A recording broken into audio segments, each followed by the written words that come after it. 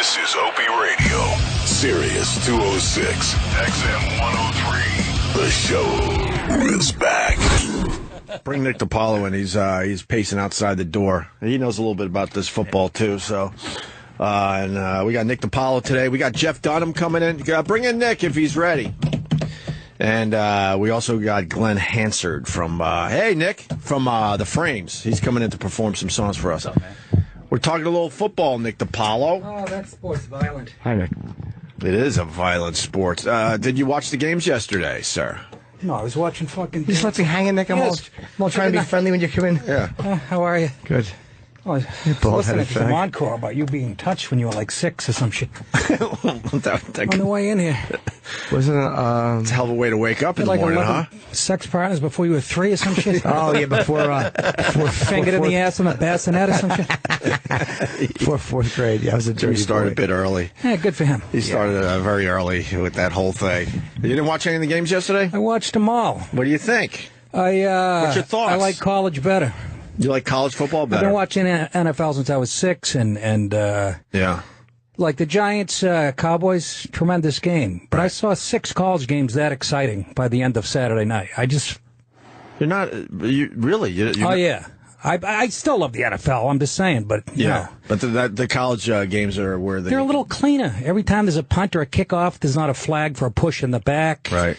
The same shit in the NFL. Yeah. The referees have to huddle for 5 minutes when there's an offsides call now. They can't figure it out. Jesus fucking Christ. Because they got to call the New York office. I don't watch They're going to the Well, New you York have a career, office. Jimmy. No, I think that it's a very male-dominated sport. I thought that's why you'd be very... Did you see the Giants blow it last night? Christ, yeah. I could see that coming a mile away.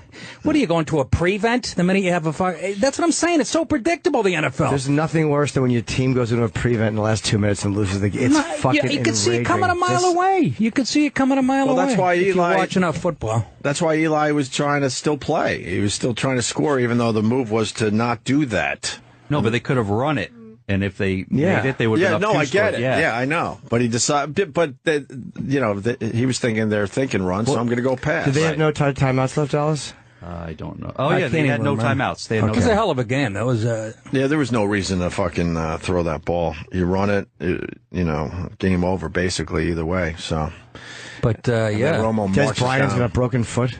A broken bone in his foot. That'll heal. Yeah, I know that. That's better than what happened to Cromartie yesterday. Still 6 weeks. Yo, the knee. That's the Giants between the AstroTurf and these guys being Cromartie. He just made a sharp cut, but Yeah, the Giants don't.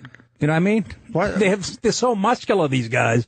Why can't they go back to turf? Because it just looks too ugly. Well, it costs too much to maintain. Not turf. I meant grass. You meant grass. Yeah. Weed, you mean? Weed. Remember when we were growing up, the field was all muddy and shitty and brown? Yeah, I didn't know they were going to completely, get rid of that completely. I thought there'd be a few. Well, I guess Oakland, they still play on natural turf. I hate when they play on a fucking baseball diamond. Oh, that's what it was in Oakland. That's what they do. It drives me nuts. I like that. Remember the dust would kick up? I just didn't like it. I didn't like to see third base. Fucking annoyed me. It confused you because you're like, wait a minute. That's the Raiders, though. They still play on that fucking Really? They do diamond. that? Yeah. And But that's why the knees blow, because of the turf, man. Sure. Especially the linemen that are 300 pounds. Right. I saw 2 ankles snap. I was watching the Notre Dame game, right? Yeah. I literally, this is the quarterback. His name's Zaire for Notre Dame. He's a lefty. Okay. He can run. He can throw. This kid, it might be the best thing I've ever seen in a quarterback. Yeah. I go to sit down at my computer to email my brother to ask him, have you seen this Notre Dame quarterback? As I'm sitting at my desk, I look up, a guy falls on his ankle and it snaps. That's it? As I'm sitting there about to send an email to my brother about this kid. Fucking thing snapped like a candy cane. I was like, oh, I didn't even finish the fucking email. You should have sent it to your friend who's an orthopedist. So you just closed I up. don't hang with him anymore. Just closed up your laptop and Oh my God! I couldn't. Well, then then I had to fucking email him about that. That's funny. I look up and this fucking That's thing funny. it was almost like a Theismann thing. Yeah. What does your brother do? I didn't even know you had a brother. He's semi-retired. He worked for Time Warner Cable, and he's 2 years younger than me. So He was in marketing and did quite well for himself. Obviously, if he's semi-retired. No, he sells coke. But through his Pittsburgh connection, Jimmy, you know the guy. I certainly do. I know a delightful young lady who could help fly back and forth. Just make sure Not it's without not her fucking hat. Yeah.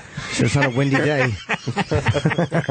Here's the Oakland Raiders playing. That's the infield, I believe. Yes. I like to tackle somebody at second base. It just bothers me. It bothers me visually. It is. It's like a mirror. I missed them playing on I kind of grass. like it. It's old school. I missed them though. playing in the mud. I missed them playing, outdoor stadiums. They're closing up most of the stadiums now. I like a good, dirty, muddy field. I love the that Colts in shit. 1970. I love when the linebacker, pops back up And he's there's grass and mud hanging off his fucking Yes.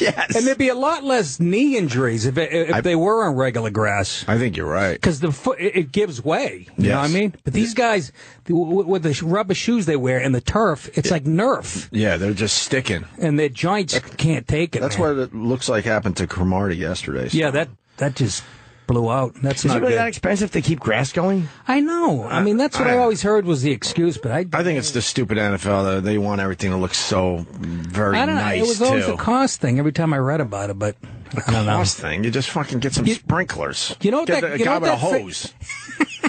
How hard is that? I mean, come on, with all the illegals in the country, for Christ's sake, one phone call.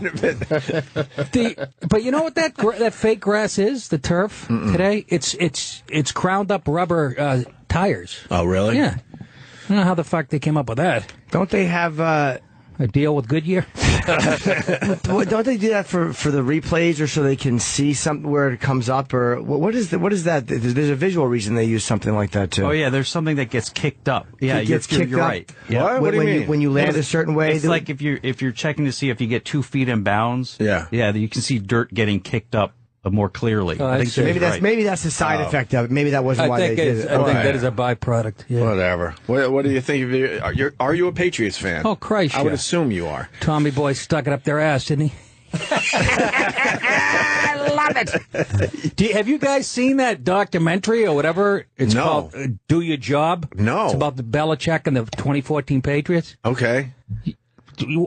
He's a fucking guy's a fucking genius. Just watch it. I don't care if everybody thinks he's What makes him a genius? Just watch it. I can't even describe the fucking. Really?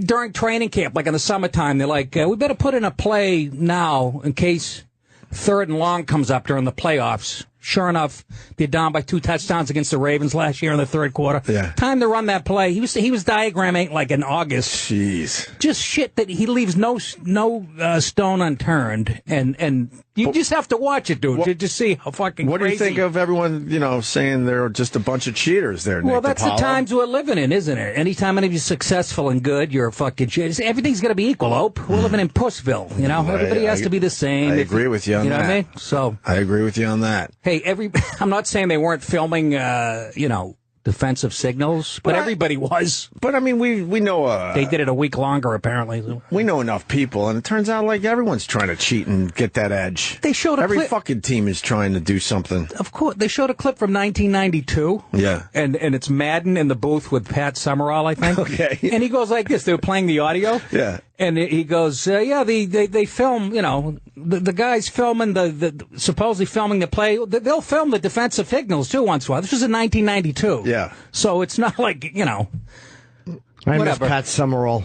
Oh, he was the best, him right, and Madden Jimmy? were Was he the very- best? I love really good. Pat Summerall. I miss those guys. Do you remember him together. with Tom Brookshire when they were both drunk?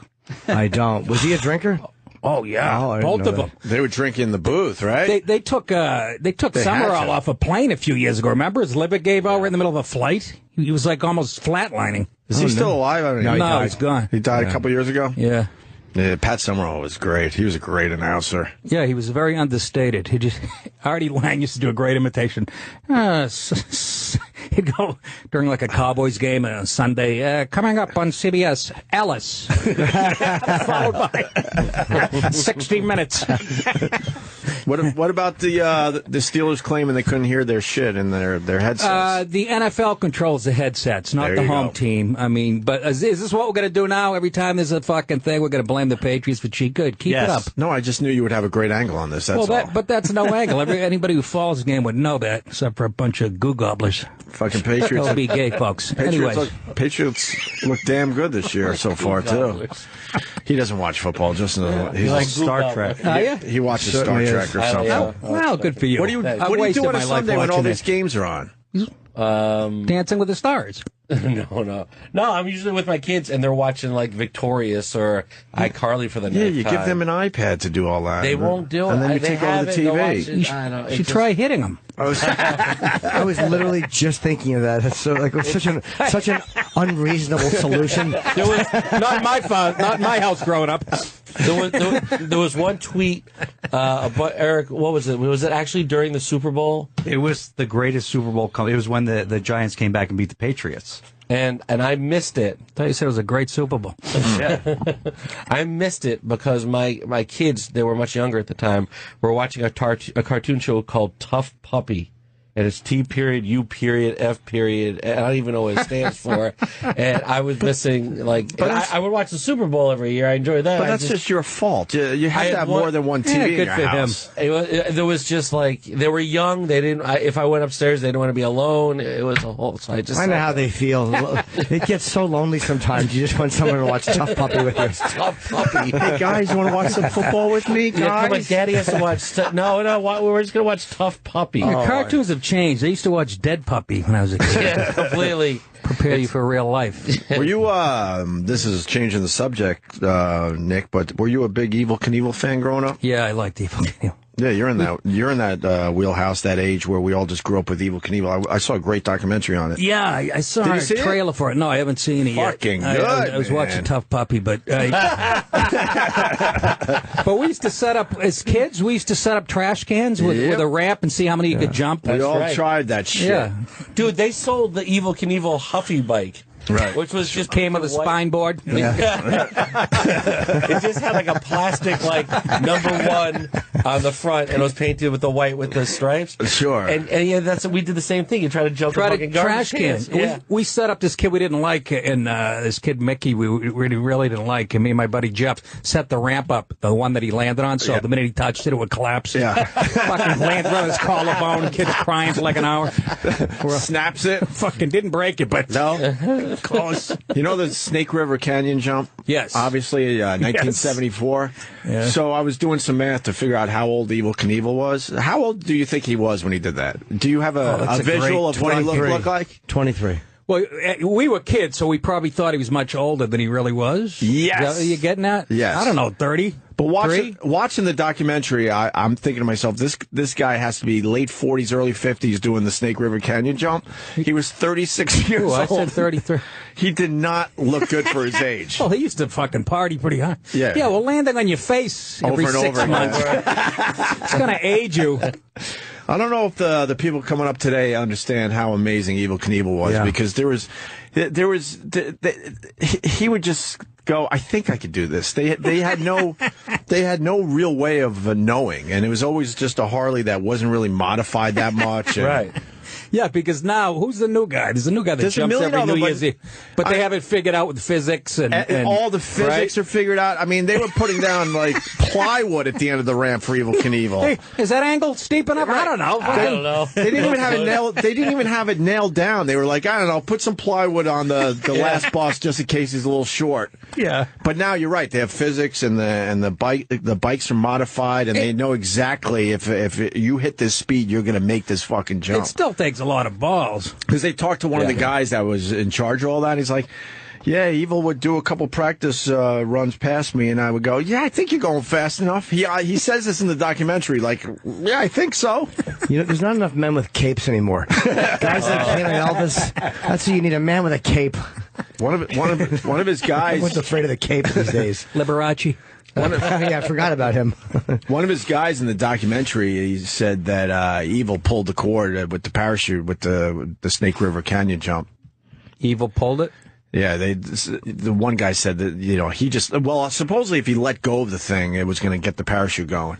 So he goes, Evel let go of that fucking thing. Too early, you mean? Yeah, he was convinced, he was scared shitless and let go real early to try to save his fucking life and not go for it. Yeah. But one of the sponsors, by the way, on his rocket over the Snake River, is that what it was? Yeah. Is Chuckles. You can see it right there. Where's I'll put it- Chuckles? Chuckles. I'm going to say this. Chuckles is a very underrated candy. And when you think about a fucking 6 Chuckles, god damn, they were good. I don't remember Chuckles the candy. That was my nickname in school. Chuckles the candy. They were like, It's like mushy gummy squares. They were awesome. Chuckles fucking ruled. I don't know if I remember Chuckles. weren't they like gumdrops. There was like gumdrops? 6 of them. Yeah. They were like frosted mini wheats, but delicious candy. all natural, weren't they? Those Chuckles.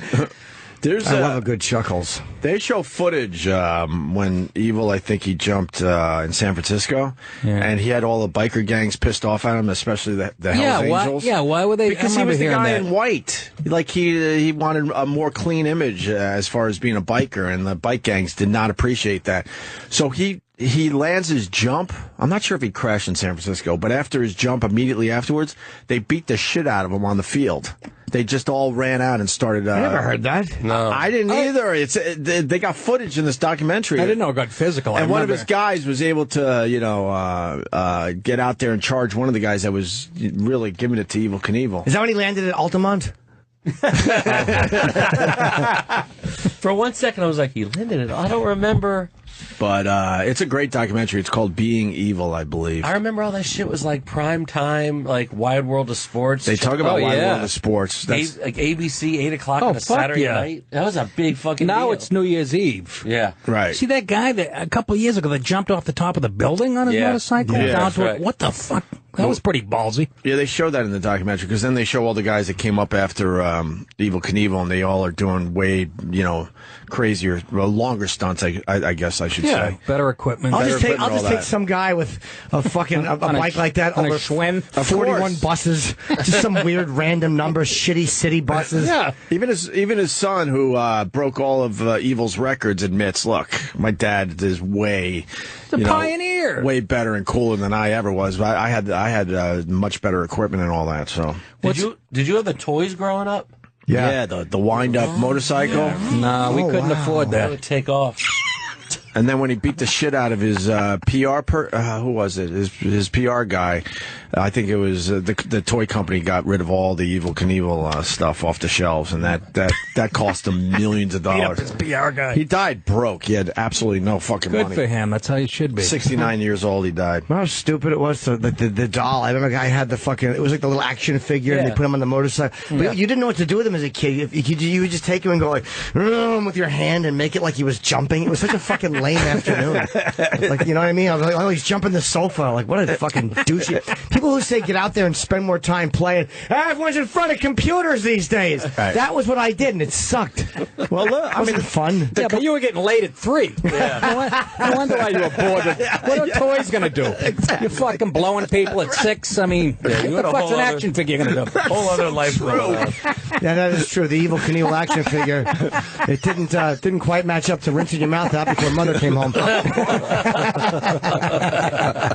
Can you play the original commercial? Because they God. made these toys look great in the commercials, Oh, yeah, and then you would jump get them. anything. Then you would get them I home. had that fucking truck. Speaking Oh, of my looking God. great, Jewel looks good. Evil's riding the amazing Sky Cycle. That gyro power. They're showing the doll moving it by itself, though, but it didn't do it like that. There was a launcher for it. Holy shit, I would have bought it if it did that. It didn't do that. It didn't do any of this stuff.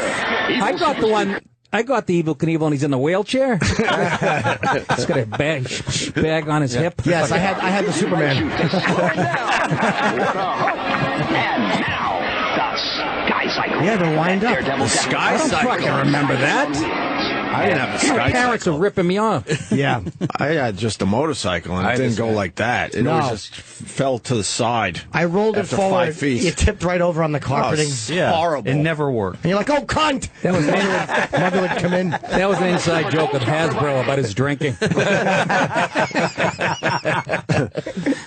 Oh, he was married and just womanized his ass off right in front He's of a his real wife. man. He's the I last hope real so. man. They interview his wife in this documentary, and she's like trying to be cool because he's a legend, but you could tell she still hates still his had an edge? fucking guts. Yeah, what are you going to do? How good is it to be her, though? Like when you're married to a guy who you know is cheating, and there is a shot that you're going to watch him at least break his leg. It's got to be satisfying.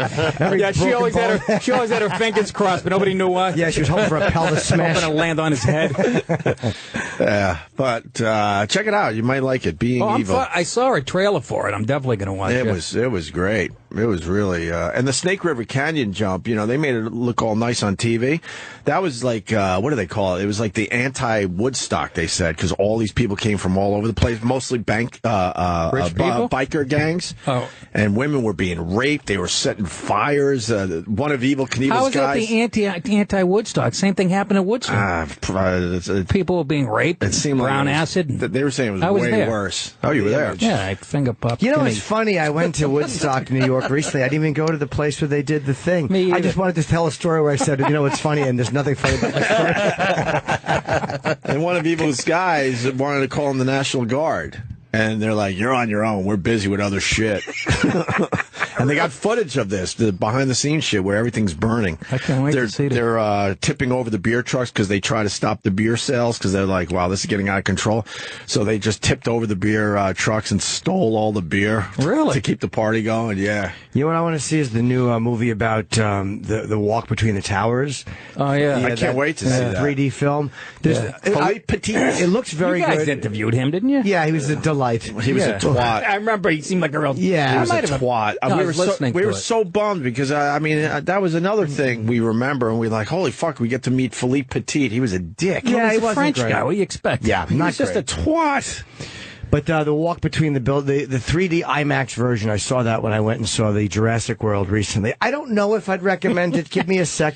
But the footage, the view is amazingly well shot. A couple of moments it kind of it looks like a film, but there's one moment where they have to make it dramatic. Where like there's like something comes loose, like, and it looks like his wire shakes, and the people on the ground are like, oh, and it's like so annoying because it's like they wouldn't notice that. Really? Like if people on the ground looking up 1,000 feet wouldn't notice a wire moving a couple of feet, and the guy He looks like a dot. He looks like a dot up there. Man on the Wire. Man on The Wire. Walk, Man on it's Wire. Man on it's Wire. called The Walk. But is Man the on movie. Wire is the actual documentary, but they don't have any video footage. They just have a lot of pictures. They have one quick clip of him. There's a picture of him cleaning his gutters on a windy day. But it doesn't really... And falling off, ironically. But just how he got that done, you were allowed to just go into buildings, no security. They went up to the roof. Yeah. So And then he shot an arrow, I remember, right? That's how he did it with some fishing line, I think. Yes, no, that was Walter Palmer. Totally different guy. Rest in peace, Cecil. Go ahead. But that's how he got the wire across. They shoot, Really? fishing line with an arrow and a guy on the other side. Like, Catches okay. it. That's bare hands. scientific, huh? And then they got a bigger, and then they finally got the actual wire across. And all night long, they're just putting it in place, and no one is noticing this. That's the times we used to live in. And before the fucking Arabs. There's this very great photo we're looking at of him crossing, and then you could see like he's between the towers, and there's the light with the red light on top. Right. And like that's what would freak me out, is like looking at that and going, I'm walking along something that's there so planes don't hit it. Like that's I know. I know. That fucking... That's a frightening It's unbelievable. realization. It looks like some guy trying to get from terminal to terminal at JFK. Fucking trans down. Don't you think that's scarier than what's his name doing the Grand Canyon? Well, it's not higher. I mean, it's higher because of Just the thought of it, though, going from one tower building to the for other. building. But the canyon's also very unpredictable and windy. It's just True. it doesn't resonate as much because it's just dirt. Right. I guess the story behind this makes it pretty impressive too. That they had to do this, sneak and do this in the middle of the night, set it all up. But I Yeah, want to that's see the 3D actually- movie. Is there a coming attraction for that? Do we have that? Great security, huh? In that bill. Yeah, no kidding. What year was that? 70. Was it? Oh, they were hijacking. That's a back then. guess. Wow, that same year as Evel Knievel. That There were. it was the year of the Daredevil. Yeah, they were hijackers. They wouldn't. They would always say, "Take us here." And But start with Man on Wire, though, the actual documentary. Or is that the name of the movie? no, the movie's called The Walk. It is called The Walk? Yeah. Okay. I wanted to watch it because I thought it was about something different. I That just was like about what, a 10K race for breast cancer? power walking. Yes, I like when people power walk for charity. I hate I'm like, why doesn't somebody power make a film about this? No, They power walk for a good cause. kids get fucking a week left to live. Let's run the 10K race. Let's make it a 100-yard dash. I got about 8 minutes. Can we pick up the fucking pace? When is this coming out, The Walk? Soon. Right after the limp. September 26th. Oh, shit, right around the corner. Aren't they? How come they're not taping us today? They told us they were periscoping. Yeah, I don't know where those people. I think they they'll be lost here. interest. Oh, they're coming? Yeah, they'll be here. Nick, what are you promoting? by I'm the way? promoting October 17th, Gramercy Theater right here in New York City. Great. But this week I'm at Laugh Boston, Oh, great. Thursday, Friday, and Saturday. Next weekend, Governors. Thank you, sir. Governors, Friday and Saturday. Okay. And October 17th, the Gramercy Theater right here in New York City. And that's where I don't know, some chick was going to come here and Periscope it or whatever. You get back to Boston a lot? I don't, because my parents live there. You still live up there? It's still there. What town were you from? Danvers. Denver's, okay. Home of Mark Bavaro. Oh, New York fuck. Giants tight end. Good old Mark Bavaro. Hell yeah. But that's a good club. Do you I miss did it last Boston year. ever? I do, a little bit. I love that city. I really do. It is. It's. I been miss it there when I about a watch the year. Sox and Yeah, they show, right. It's where I started my comedy. It's where I was telling dick jokes. Who'd you come up with? Big names. Tom Rooney, Kevin Liam. We had Barry Mike Crimmins Spence. in, and I wasn't that familiar with him. I Oh, kind of he's knew funny. his name. But yeah, there's a documentary that Goldthwait did on him and about the Boston scene and what he It was good. did for it. Yeah, it Yeah, was really great. he was this gruff. He was a big guy. Now I know he's thin, and, Right.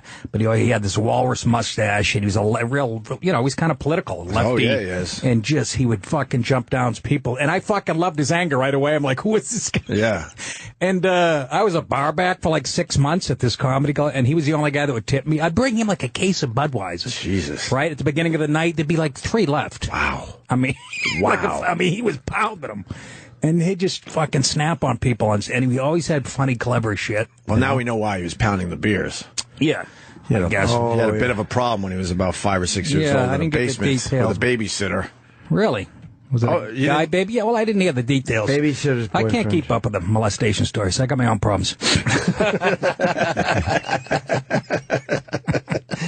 But we had him in here. He was great. We liked him. Yeah, he was. We'll have him back. He had a bit of a Bill Hicks vibe to him, Yes. and especially his comedy. Yeah. Well, he was like hitchhiking, right? Did you get the whole story from upstate New York? He was like homeless, and he just ended up in Boston. A guy picked him up, and that's where the guy was going. So he just planted roots there. I don't know if that was in the doc. I don't think that was in the doc. No. Yeah, and he started like He was friends started with like Bobcat. he started the Ding Ho. Yes. Yep. So he Which is a really legendary he's place. like he started the comedy scene in Boston. Yeah. It's pretty. Where were you pretty at Barback? impressive. The original Stitches. For like 6 months. There was a nightclub attached to it, the Paradise, which I think is still there. So I was really the bar back for but you had to take care of the comedy club too. Is that why you did stand up, or is that just a coincidence? I wanted to do stand up even before I took that job. Mm-hmm. I thought at that point that was a good way to introduce myself to Harry Conforti, the guy that was running the comedy club or whatever. Oh, she's live right But now. I quit. Hold on, Kim Davis is live. You want to listen to this or Piece of ass, huh? Since Brett Favre. So if you're looking for a silver lining, Brett Favre? That's different. What the hell? Although he's listening to people he'd rather fuck than her. I'm starting to think Brett Favre had a tough year. How do I put that on? She's going back to work. What do you think of this Kim Davis there, Nick DiPaolo? Well, she has to. I mean, she has to do her fucking job. But the point, but it's bigger than that. It's about the Supreme Court fucking sticking their beacon where they shouldn't have stuck it, in my opinion. Anyways, back to the show. I think the Supreme Court had the right to do that. I'm glad they did. Do you? Yeah, Why? man. They have just don't- checks and balances. They can't fucking make a law. They're supposed to interpret it. Well, I think they are kind of interpreting it. I don't. I think they're making it. I mean, I would rather have them do it than the religious side of things. I would rather have them step in. I trust their judgment more than I do the religious side of things. I agree. And the bottom line is, even if she didn't like it, I don't mind if she didn't like it. She has every right to not like it. But once the Supreme Court says, do your job, do your fucking job. Well, that I agree with, but the part before, the fucking Clinton was ignoring the DOMA fucking act. Nobody said shit. That was federal law. You get sanctuary cities. Fucking San Francisco mayors are going, no, we're not going to hand people over to ISIS. They're ignoring federal law. So what the fuck? Only liberals get to ignore federal law? Fucking, I don't want to defend her, but well, just because do your job. Federal laws are ignored. Yeah, they shouldn't be. But this one I'm happy about. I'm happy that they fucking Oh, stepped in. please, you were blowing people when you were 6. And I still do it now, but that doesn't mean that I want people to not be able to get fucking married. authorization and the authority to provide. Her voice right there makes me want to go against her. And there's no reason why they cannot do so. Are we not a big enough, a loving enough, and a tolerant enough state Get a to different find girl. a way to accommodate my deeply held religious What a convictions? self-centered cunt. While my case may be the most visible right now, there are millions of other people out there in the private and the public sector who face and are in the same position. And they also need reasonable accommodations. I urge everyone to remain civil and peaceful. We weren't going to get in a riot about it. Jesus, of course not. Remain civil I don't and think. respectful. The fucking Because I love the narcissism Lord, of this woman and I love all people. is monumental. I harbor no ill will to anyone. No worse than the I hate president. no one. Well, at least he's Because I have fucking, been you know, transformed he's by a the love douche. and at least he's the forgiveness president. He's of a my Lord douche. Jesus Well, I'd Christ. rather have the president be I love narcissistic everyone. I than respect some her fucko. more. I love I'd rather you. fuck him. First lady. I put my Welcome to fucking- Meet the Press. She's a pig. And God alone. Well, yeah, she's a pig and all that. Of This course. is not about liberal and conservative. This is about some self-centered bitch not wanting to. The same people that won't hand out birth control because their religion forbids it. Fuck her. That's the problem. Is I don't want to hear about your religion. Like, don't take the job. I feel the same way people don't want to wear burqa during the fucking driver's Yeah, license well, photo. but that's the problem. The rest of the world will defend that shit. Yeah, but I'm okay? not. I'm No, not I know. defending it. That annoys me. And if she was Islamic, no, they would not be coming after her with the same venom. But the bottom line is, you know, she's got to do her fucking Okay, job. but it was 5 unelected fucking lawyers, basically, who are making laws. That's not right, Jimmy. That's not fucking right. What do you mean? At the court, the Supreme Court, the 5 who ruled for it. Well, I mean, that's Not their fucking job. They're not elected. I don't think that but they've never been elected. They've I always- know, But and that's where the beef is. I agree with you. She's got to do her job. She's gotta do her job. I agree. I'm just saying. But will she be doing her job today? no, she won't. They're letting her because she's an elected official. So what? She's just going to go to work, but What is she's she not gonna actually do? going to give out licenses They today? cannot. I guess they can't just remove her. All right. So She'll be in the back. I'd like to know exactly what she's going to do today back at work. Is she Arthur just gonna Dallas is telling you right now. This guy- Dallas. Against federal law. Right. So, in other words, if the feds could come in and say, no, you can't do this, and the state to say, what do you mean? Our law says we can, and the fed says we can, and someone like Kim Davis at a medical marijuana dispensary would be in the same conflicted type of position. So break this down for us in Rowan County. What will this look like for same-sex couples who want to get married? What will this look like for them today? From what you can say from that press conference. From that little press conference, it seems like her deputies, she won't do anything, but her deputies can write the licenses, but she is forbidding them from She's not using authorizing her them. name. She's not- correct. She's forbibbing them from using her name. She's So saying, what's her purpose I'm there? bringing in the judges at the federal judges' lab. That's a should beautiful go skirt home. she has on. But Yeah, she's a delightful, obviously visually appealing woman, but that's why we've given her such a pass so far. I mean, who doesn't want to sink their dick in every hole she has? Losing hope, a colostomy Goodness hole. gracious. Yeah. Yeah. I have to see. So she's not really going to be doing a job today. No, she's She'll not. be at work, but she ain't going to be doing anything. But why does she even say that she's not going to do a job? that's Again, it. why does the pharmacist stay there when they're not going to do their job? Just Well, get rid of them. Get rid of your $80,000 a year job. That's if the you really problem. believe She doesn't in this want to shit. give up the money. Step Kurt down Metzger and had go, a really look. good point about that, about Christianity and how she was truly a Christian, she would just walk away from the money. But Right. she just wants to hold on to the money. All right. We got food in front of us. We got Nick DiPaolo. We got Jeff Dunham outside the studio stopping by to say hi. No, I'm looking at her. Is that sweat? Oh, it's a shadow on her shirt. I thought it was a sweat ring. You thought it was a sweat stain? Jesus, that's her best. Holy shit. How funny would that have been? A nice sweat stain. She just got done playing hoops. Oh, I see. The chin, the chin shadow? Under her chin, yeah. Okay, on the blue all right. shirt. I All thought right, that was sweat. You scared me. I thought it was the dark. Yeah. Okay. She wears some delightful. She looks like a young Vince Lombardi with a wig. She wears delightful tops, doesn't she, for her news conferences? Oh, she's awful. She borrowed them from Hillary. Shit. Horrendous. You knew what she looked like before you heard the story. Like, when you heard the story, Yes. you knew. Yeah. She's a fucking. Same way I know what liberals look like when I hear their fucking whining. Well, they're They different all look things, like Janine though. Garofalo. But they're different things. Even though the liberals are annoying, that's nothing to do with what this woman is It's doing. all She's religion, Jimmy. Awful. Yeah, it is. That's why it's got to be out. You're right. saying. Get rid of keep it, but get it out of my public life. No, I'm saying politics on the left is their religion. It's all religion. Well, fine. The liberals can do what they do, and fuck them too. But this pig should not be allowed to work there. They should just fire her. I agree with But you. you can't fire her because she's elected. Yeah. So she'll be collecting her $80,000 today. Yeah, and all the dumb people showing up like she's fighting the good fight. by fucking making her personal views more important than her gig. Mm-hmm. Come on. All right. We could continue talking about this certainly after the break. Jeff Dunham coming in next, and we're going to go eat. Stay there. Everyone talking about, Trump and Clinton this morning as a real matchup for the presidency. The media is finally changing their tune and going, look, we thought this Trump thing was fun and all, but he was going to fade away. Now they're starting to admit that there's a real possibility that he could be the nominee for the Republican Party. He's got a huge lead. Yeah. Trump and Carson pulling away in GOP field. You got Trump at 33, you got Ben Carson at 20, and then you got the low-energy guy at 8%. And then it goes down from there. Ted Cruz, 7. Rubio, 7. Huckabee, 3. What do you think of this Donald Trump thing, Nick DiPaolo? It's refreshing.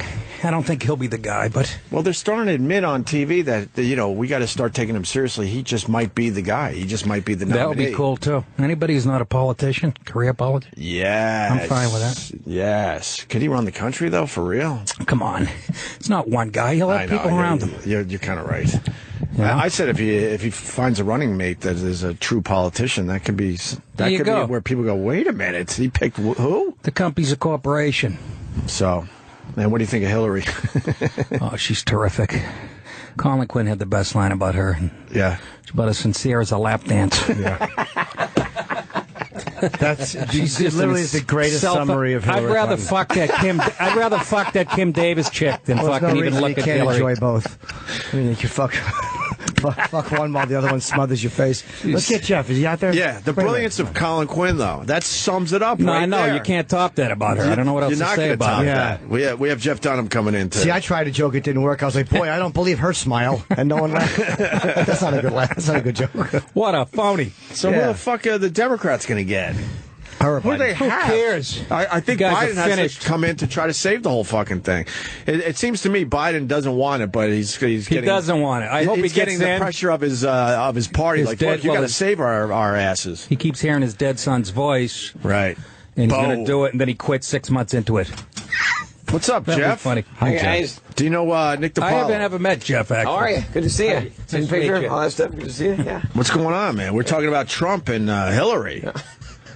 Nothing. I just like, oh my God, can I pull out my joke book?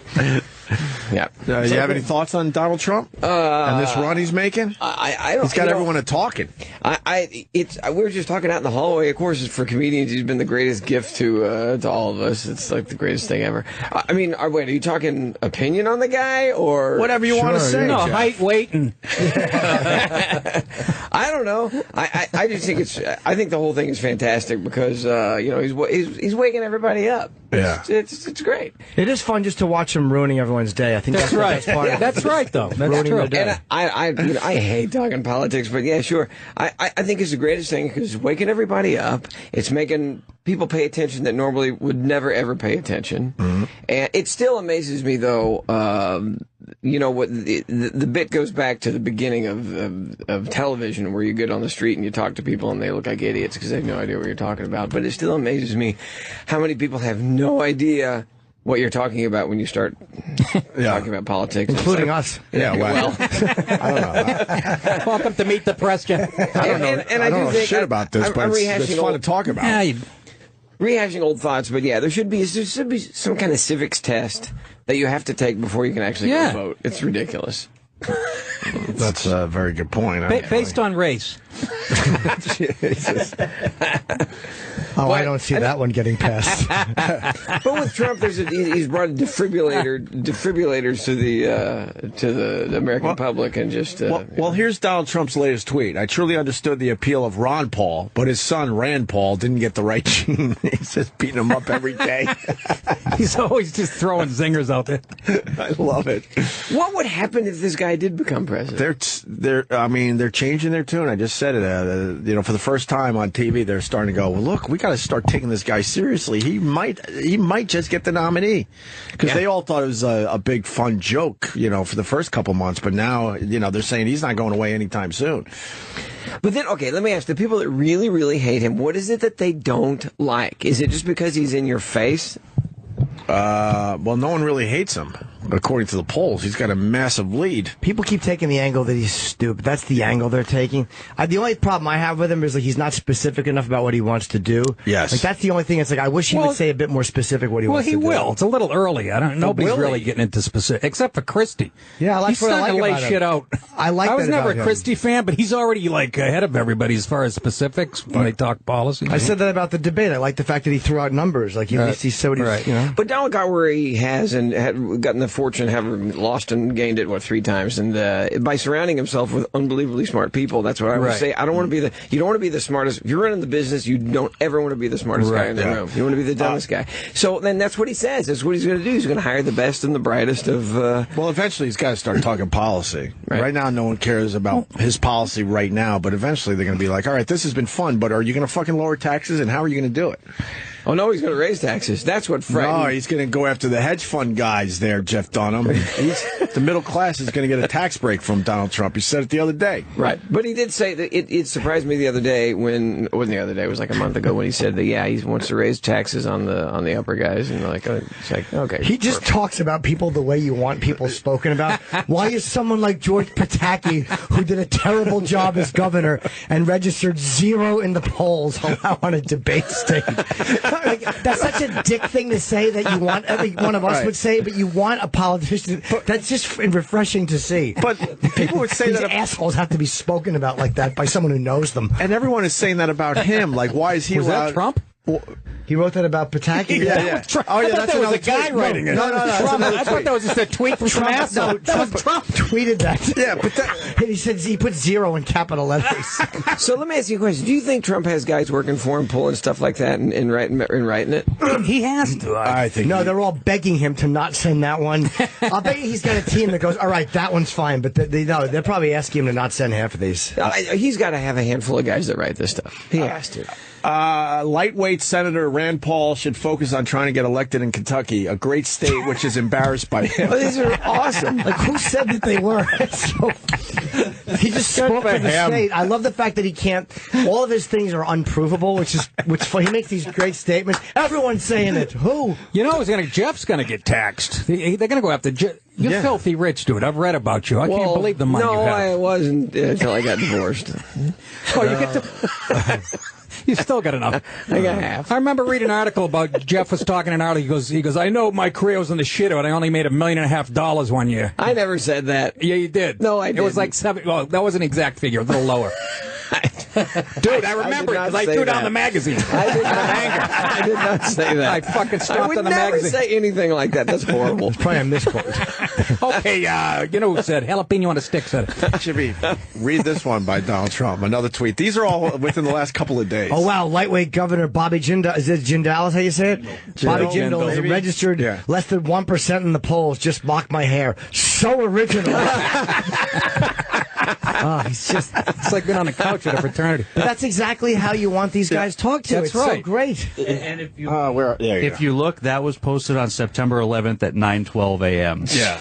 Wow. You know, September 11th. Yeah, pretty much when the first plane was hitting the towers, he's like, let me go after one of these guys. Well, it makes it so interesting. He's a white, rich guy, which is so unpopular to be. Mm. And you got Bernie Sanders, who's a socialist, both getting traction. A lot of Does this country know what it wants, or what? Explain to me the. I don't understand the Sanders deal at all. I don't either. I hear some of the quotes and I go, that's the guy you want? He's a brilliant surgeon. What did he say? He wanted to eliminate God, and he's not a fan of the gay marriage. Bernie Sanders? Bernie Sanders. I'm sorry. I was thinking Carson. I fucked up there. I'm sorry. Yeah, Bernie Sanders. I'll tell you what. Sorry. Here's what they have in common. Godless socialist. They feel genuine to people. Like Trump feels genuine in his own vibe, and Bernie Sanders feels genuine in his own. I think that's what people want. But doesn't he seem too old to be the president? Well, that's the least of his problems. Everybody's going to go to college for free. We're 18 fucking trillion in debt. Wake up, stupid. Yeah, we'll all grow corn and share it. The fuck is this? Here's a Bernie. Dumb fuck. Here's a Bernie Sanders. This is my favorite Bernie Sanders tweet. He tweeted, this is on August 10th, my object in life is to dethrone God and destroy capitalism. What year was that? What? That was August. Oh, this year? Yeah. And people... I thought it's something he said in college in 62. And destroy capitalism. What? And people are saying that's my guy. And he's getting traction. I know. Yeah. It's like, did you not hear that? They heard it. They like the fact that after 6 years of Obama, that's where they want to go with this fucking train wreck. At least he's genuine. Though. I wouldn't think I'd vote for him, but it's like I like the fact that he's just saying what he wants to say. I agree. He's a kind of grassroots thing, which I kind of like. Another guy speaking his mind. I hate his content, but I love his crankiness. It's showing America just wants someone that speaks their mind finally. Exactly. That's why the rest of these guys are just not getting traction at all, because they're doing the same bullshit soundbite we're used to. I know they really look weak after watching. Trump's just sucking up all the air, and they just seem very very rote. I know I obsess about it, but Trump calling Jeb Bush a low energy person, I just start laughing during the day because it pops in my head. I'm like, how do you come back from that as Jeb Bush? It's like going to AC/DC concert and then going to see the Carpenters. Right? You know what I mean? But then he's trying to get his energy up on these talk shows, and it's not working. I know. Oh, it's hilarious. He calls you out on your fault, and then you're like, it's magnified every time. Yes. But every time he says a low energy person, I think of myself. I'm always like laying on the couch watching. He's talking about me. I got nothing. Is there any more Trump tweets worth? That wasn't Trump. That was Bernie Sanders. I'll find some. Oh, sorry. Bring up some Bernie Sanders. Trump now. Yeah, let's bring up a couple of Bernie Sanders too. Yeah. I imagine those are a little different. Yeah, fair enough. Fair enough. Yeah, Bernie Sanders are about poverty and taxes and all that, yeah. Mm-hmm. So the one that gets me is the people that love Hillary, and then you ask them... Not as many these days. Yeah, but it is... What was the one the other day, the clip of all the women singing the gospel song and replaced Jesus, the name Jesus with Hillary? No. Oh, you haven't seen that clip? No. Can we play that, please? Yeah, it's on YouTube somewhere. But it was a bunch of women. I used to love singing a gospel song and replace the name Jesus. That's with the problem. We let them vote, chicks. I used to like when Bill was president and people would say Billary.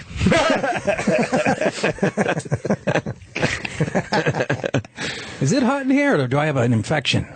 I did turn up the heat. Probably both. You can turn down the heat. Yeah. Hold on. Let's getting heated. Let's watch. Drinking a quart of coffee. Fox News. Surprise. Somebody's got to watch. Hello, I'm Todd Starnes. It was quite a spectacle over the weekend. The camera loves him. Oh, he's hideous. When followers of Hillary Clinton sang praise songs to their Lord and Savior. Hey on Hillary, woke up this morning with my mind. You dumb twat. Hey on Hillary, hallelujah, hallelujah, hallelujah, hallelujah. I'll say this though, easy to mock them, voices like angels.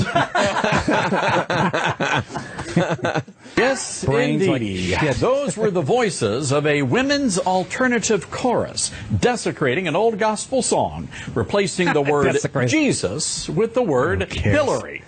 Now, folks, this is just plain creepy, and not because a bunch of women are waking up thinking about Hillary Clinton. It's downright sacrilegious. But it's not the first time that Democrats have tried to deify their leaders. I was just looking at his fucking fat tie. I like his approach. I like his approach. I understand you would like his approach, but he's very tough to Exactly. That's the same thing Carradine was wearing when he fucking hung himself by accident. Oh, no. he's probably wearing panties under the desk.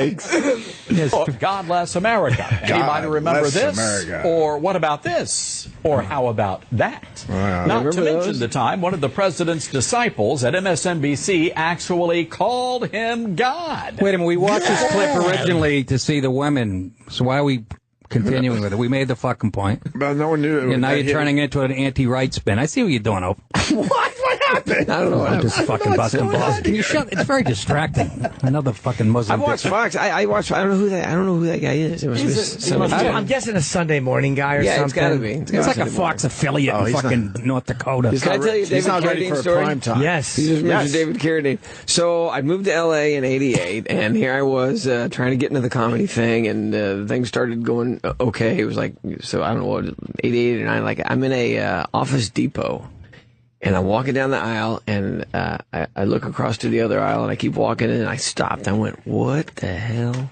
And I backed up, and I'm like, this is the greatest city ever, because they're buying pencils with David Carradine. And I had grown up with Kung Fu, and it was like one of my favorite shows when I was a kid. And I'm like, this is great. And then it's like, no, it's not. I'm in Office Depot with David Carradine, and he's buying pencils, and he looks sad. You want to see him doing something Kung Fu-ish. Exactly. Oh, is he at least going to break them in the parking lot? Yeah, he should be carrying a hot hibachi and walking over rice paper. Hey, at least he wasn't buying a ladder and a fucking... Oh, a pair of stockings. Yeah, it's some plastic. Oh, no. What an odd shopping cart. A ladder, a pair of fishnet stockings, and some eye fucking makeup. Oh, no. That's awful. You can get all that, by the way, at Walmart. One fucking... Oh, my God, yes. It is weird when you see somebody you idolize just buying something so fucking like, ugh. Yep. It was like being a kid and seeing your teacher out in public somewhere, and it's like, this is not right. Exactly. Well, they're not people. I'm used to seeing them in the back of my car, fucking. My wife saw Henry Winkler at a Chuck E. Cheese when we lived in L.A. and with one of his sad fucking V-neck sweaters. My mom saw Sandusky there.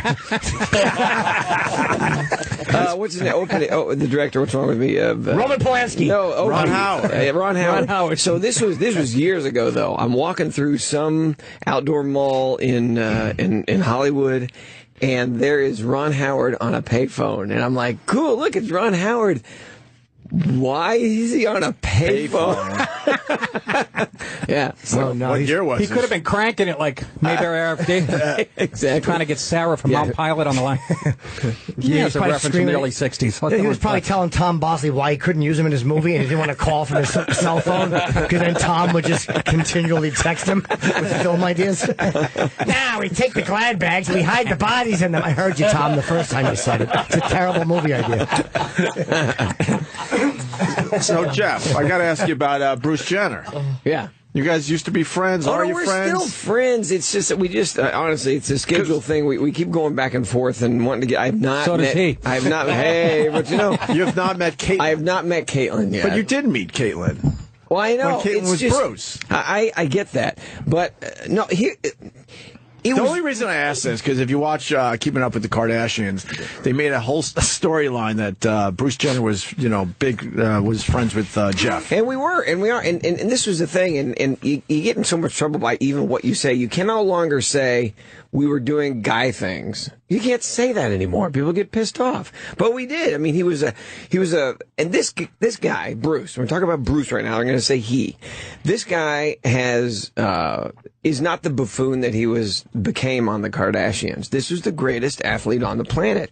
His motivational speaking is unparalleled. He's been through so much crap in life, ups and downs, that he's got a lifetime of wisdom and knowledge, and he can speak intelligently on any subject you want to talk about, be it politics, be it being a pilot, a real pilot, a fixed wing, rotor wing, race car driver, athletics. He trained himself, for God's sakes. The guy never had a coach. Never had a coach. Trained himself for the decathlon. All that stuff and all that knowledge and experience is there. You carry on a conversation with him. This guy's sharp.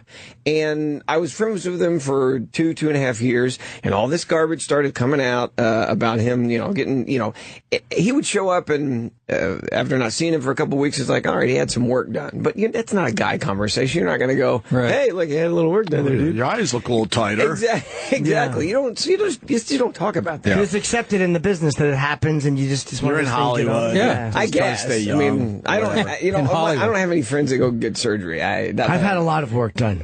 You look good. Thank you very much.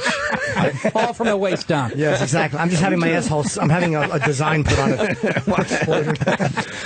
Dartboard. I agree with you. That show made him look like a buffoon. Yeah, and I think he knows that. They would downplay what he did with his life. Like, he won that stupid decathlon. Who cares? Yeah, I think it's a male thing. There was very little respect there for it, and so he got, anyway.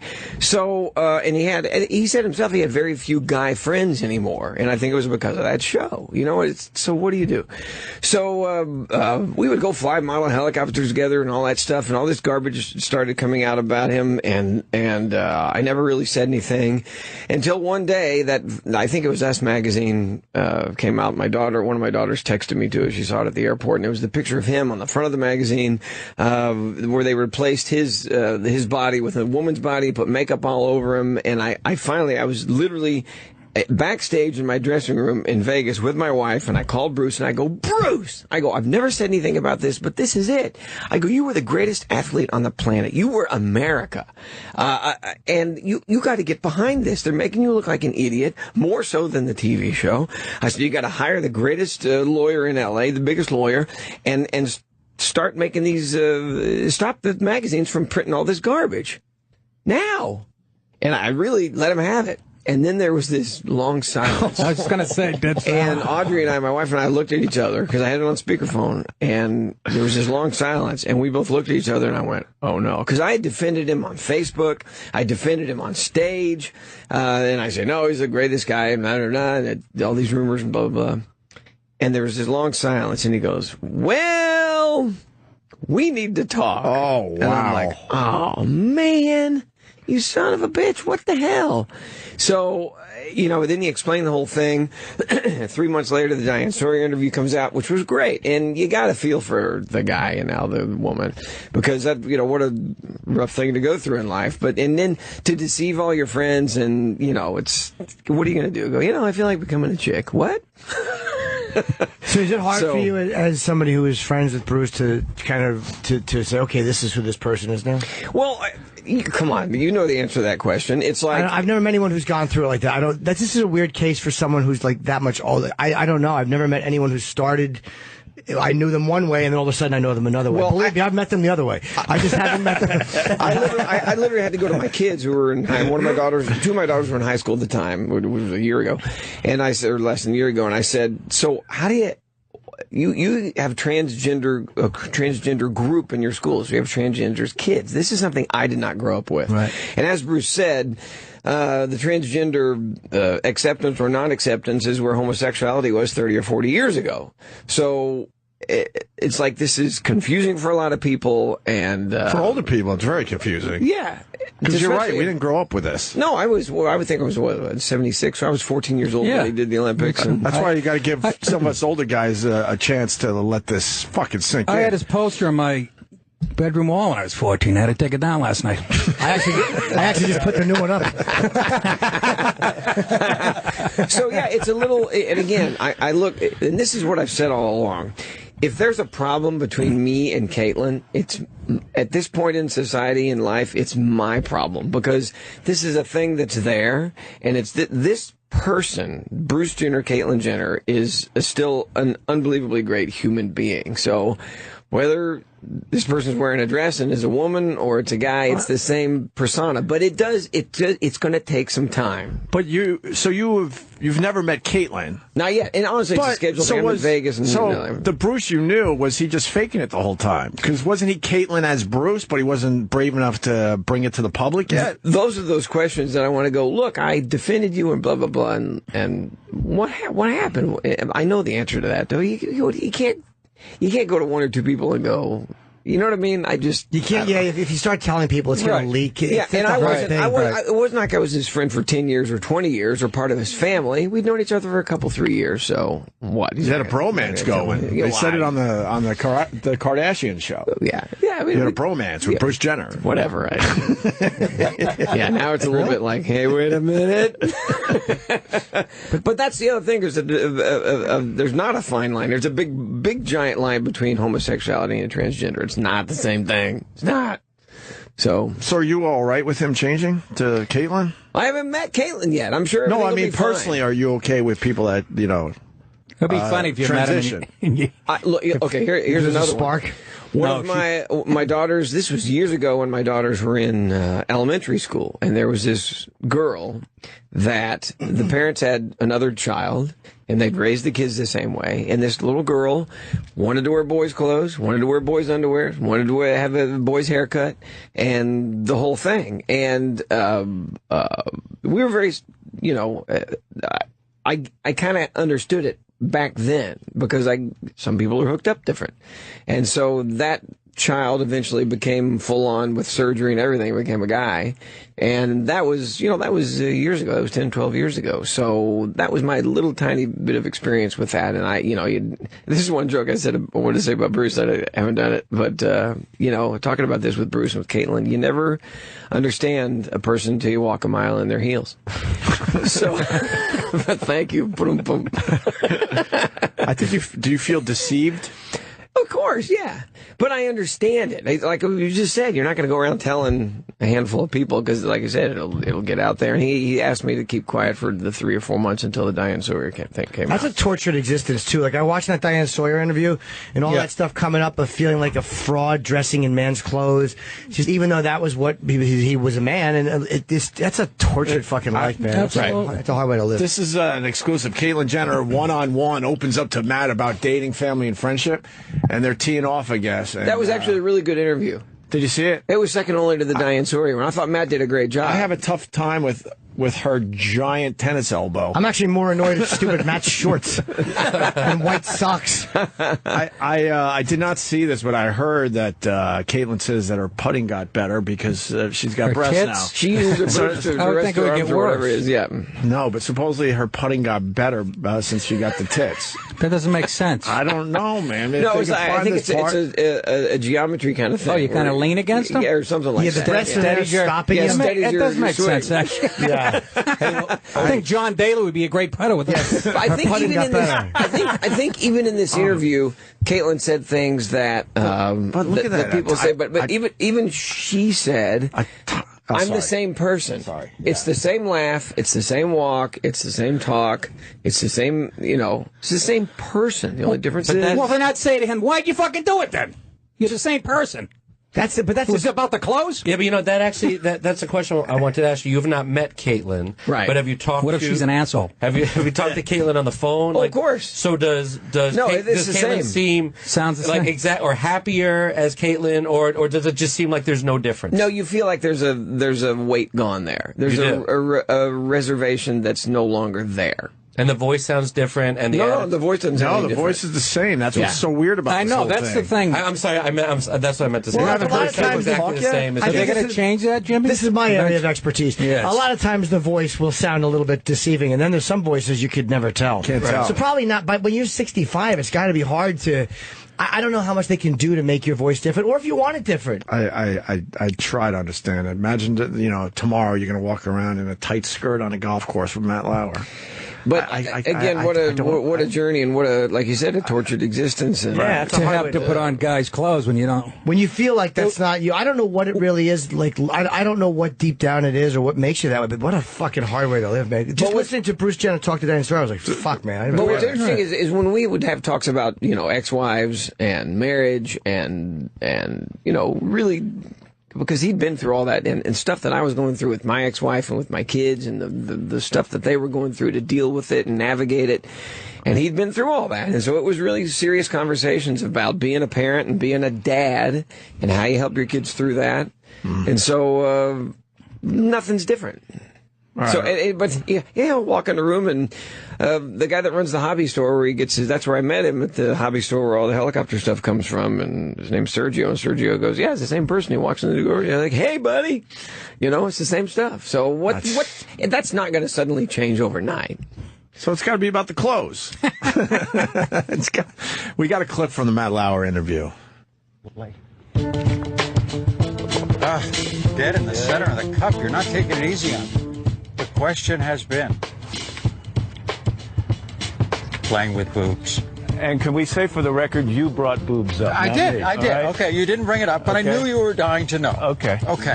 As far as the full swing, I really haven't noticed any difference, okay? But where they are an advantage is putting. You'll take this, put it under your arm, hold it like that, keep that little angle, keep all these angles perfect. Now, okay, you've got these little puppies to get right here and here and kind of hold on to that position. Okay? They're naturally I've never there. thought of that. So your transition has made you a better putter. Better putter. Did you notice that on that That was last a pretty one? good putt, yeah. It's not that I'm funny. I'm trying to encourage you to have a boob job. You just want me to know the advantages are out there. It's just so weird, man. Yeah, it's and weird, if you but say it's, that, people get mad at you. He's a likable guy. Yeah, really. Well, not a likable guy, likable woman. He's still got a dick. He's a guy. I don't give a fuck. Well, hold on a second. That's Now, where let I me draw the line. Let me interject. Oh, wait a minute. Yeah, what am I saying? I'm sitting next to an expert over here. Absolutely. I went to TSU, Transaction University.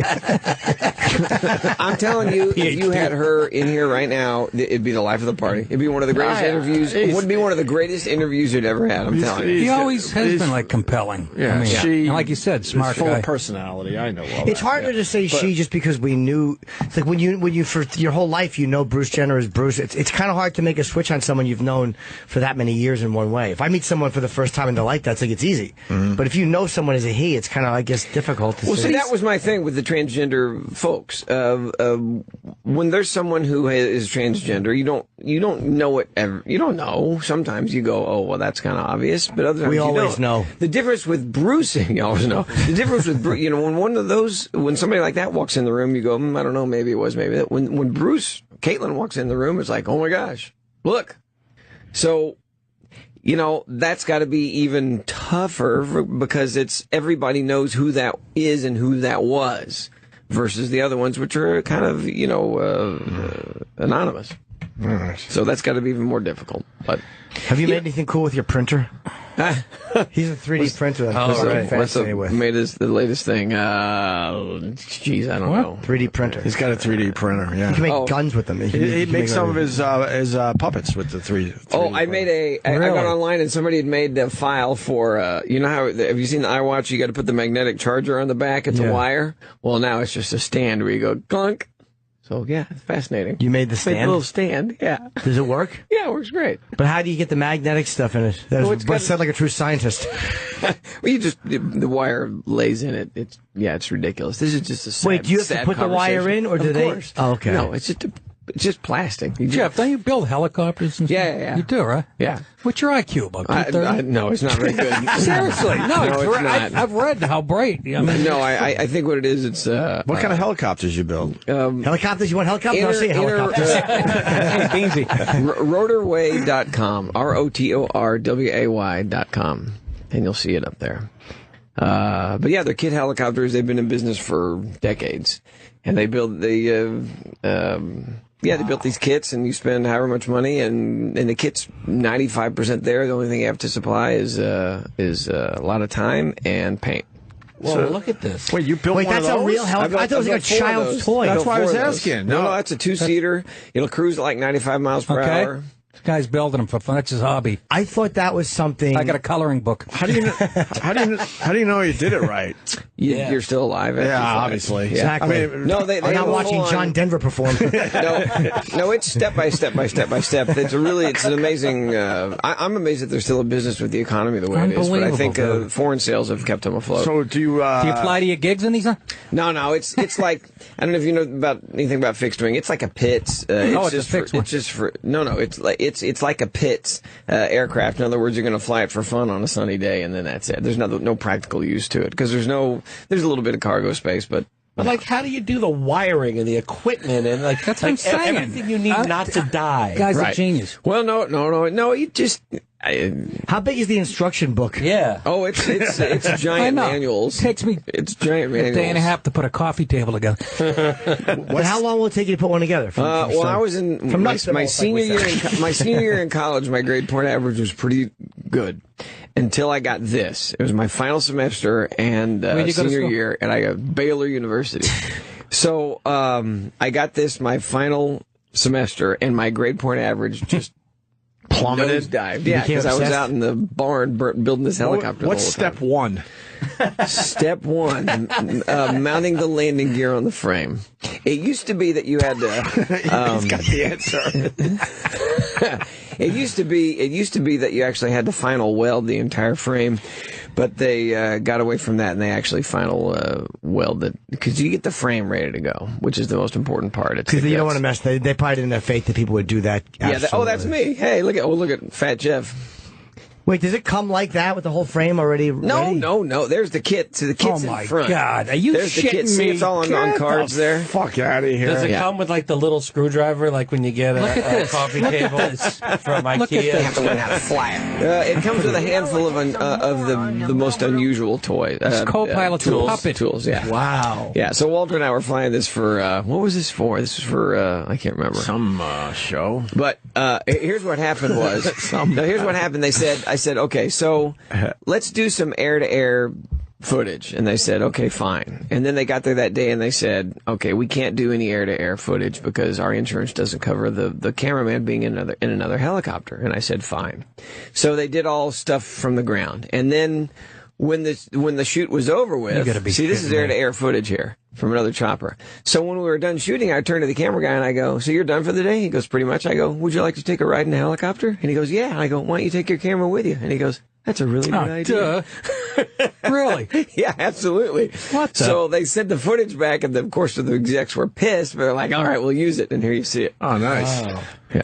So you got your helicopter license. Bill Burr does the same thing. I'm amazed with comedians that want to. I don't think Bill's building his own helicopter. No. But I mean, just the flying it is still. The building of it is, I think, is more impressive. I've done both. It's old hat to me. Yeah, a lot of cute guys do the instruction manual. Jeff, they're saying you got to go. We're just getting started with you. Oh, I get to go be on the Today Show and all right. Try and be funny in 2.5 minutes. When's your special area? It's on NBC. The special is on NBC. It airs Thursday night. It's opposite Thursday Night Football, but I think it's just a regional game. It's the Broncos and the Chiefs. The Chiefs. Don't advertise what's on the other network. Okay, so all right. So on NBC, on Thursday night at 8 p.m. 8 Pacific and wherever we That's are here. That's a good time to have a comedy special on NBC. I know. Yeah, so it's and we taped it in Hollywood at the Dolby, which is where they do the Oscars. I was terrified. I go, I'm not going to go to Hollywood where they do the Oscars. Have you ever seen a good joke told and get a big laugh during the Oscars? Never. Well, they're always so good together that when they do well, I remember the time you and I went away, and they're both reading the thing off the prompter. That always makes me chuckle. Yeah. So I didn't want to do that. I don't know, how am I going to do a show in Hollywood? I don't know if the audiences are any good. I'm always scared of the giant metropolitan cities, but oh my gosh, it was what a good problem to have there. I know. But he's right about the Hollywood show. I hate them, and I hate industry comps. Like I would much rather shoot anywhere, but So it wasn't your choice to film this thing. Oh no. After it was long discussions with many smart people, and everybody except me said, "Trust us, this is going to be great." Especially my promoter, who tracks the ticket sales, obviously, and he goes, "The other shows you've done in L.A., like at the Honda and all these other places, you did really well." I'm like, I know, I'm just scared of this place because I'd always done horribly at the Improv in Melrose. I was always horrible. With the audience. Yes, guy on stage with a doll. Are you kidding me? At the Melrose Improv? No. But that was when I moved to L.A. in the early years, and I would just die 1,000 deaths on stage, and it was just awful. But then that was years ago before there was any kind of fan base. So, but it went great. And then the crazy part was one night we shot the NBC special. 2 nights later, same place, we shot the Comedy Central special. Different material? Same material. One's family friendly. Okay. One is not. But so the NBC one's this Thursday. Comedy Central comes out on November the 1st. But what was really, to me, creative was that the handful of curse words that happened on the NBC show. I went back later and looped it. So just and the lip flap on the dummies doesn't you can match anything. So, but then that's hilarious. So then on the DVD we're going, okay, we got to do the bleep version. We always do the bleep family-friendly version. And I went, wait a minute.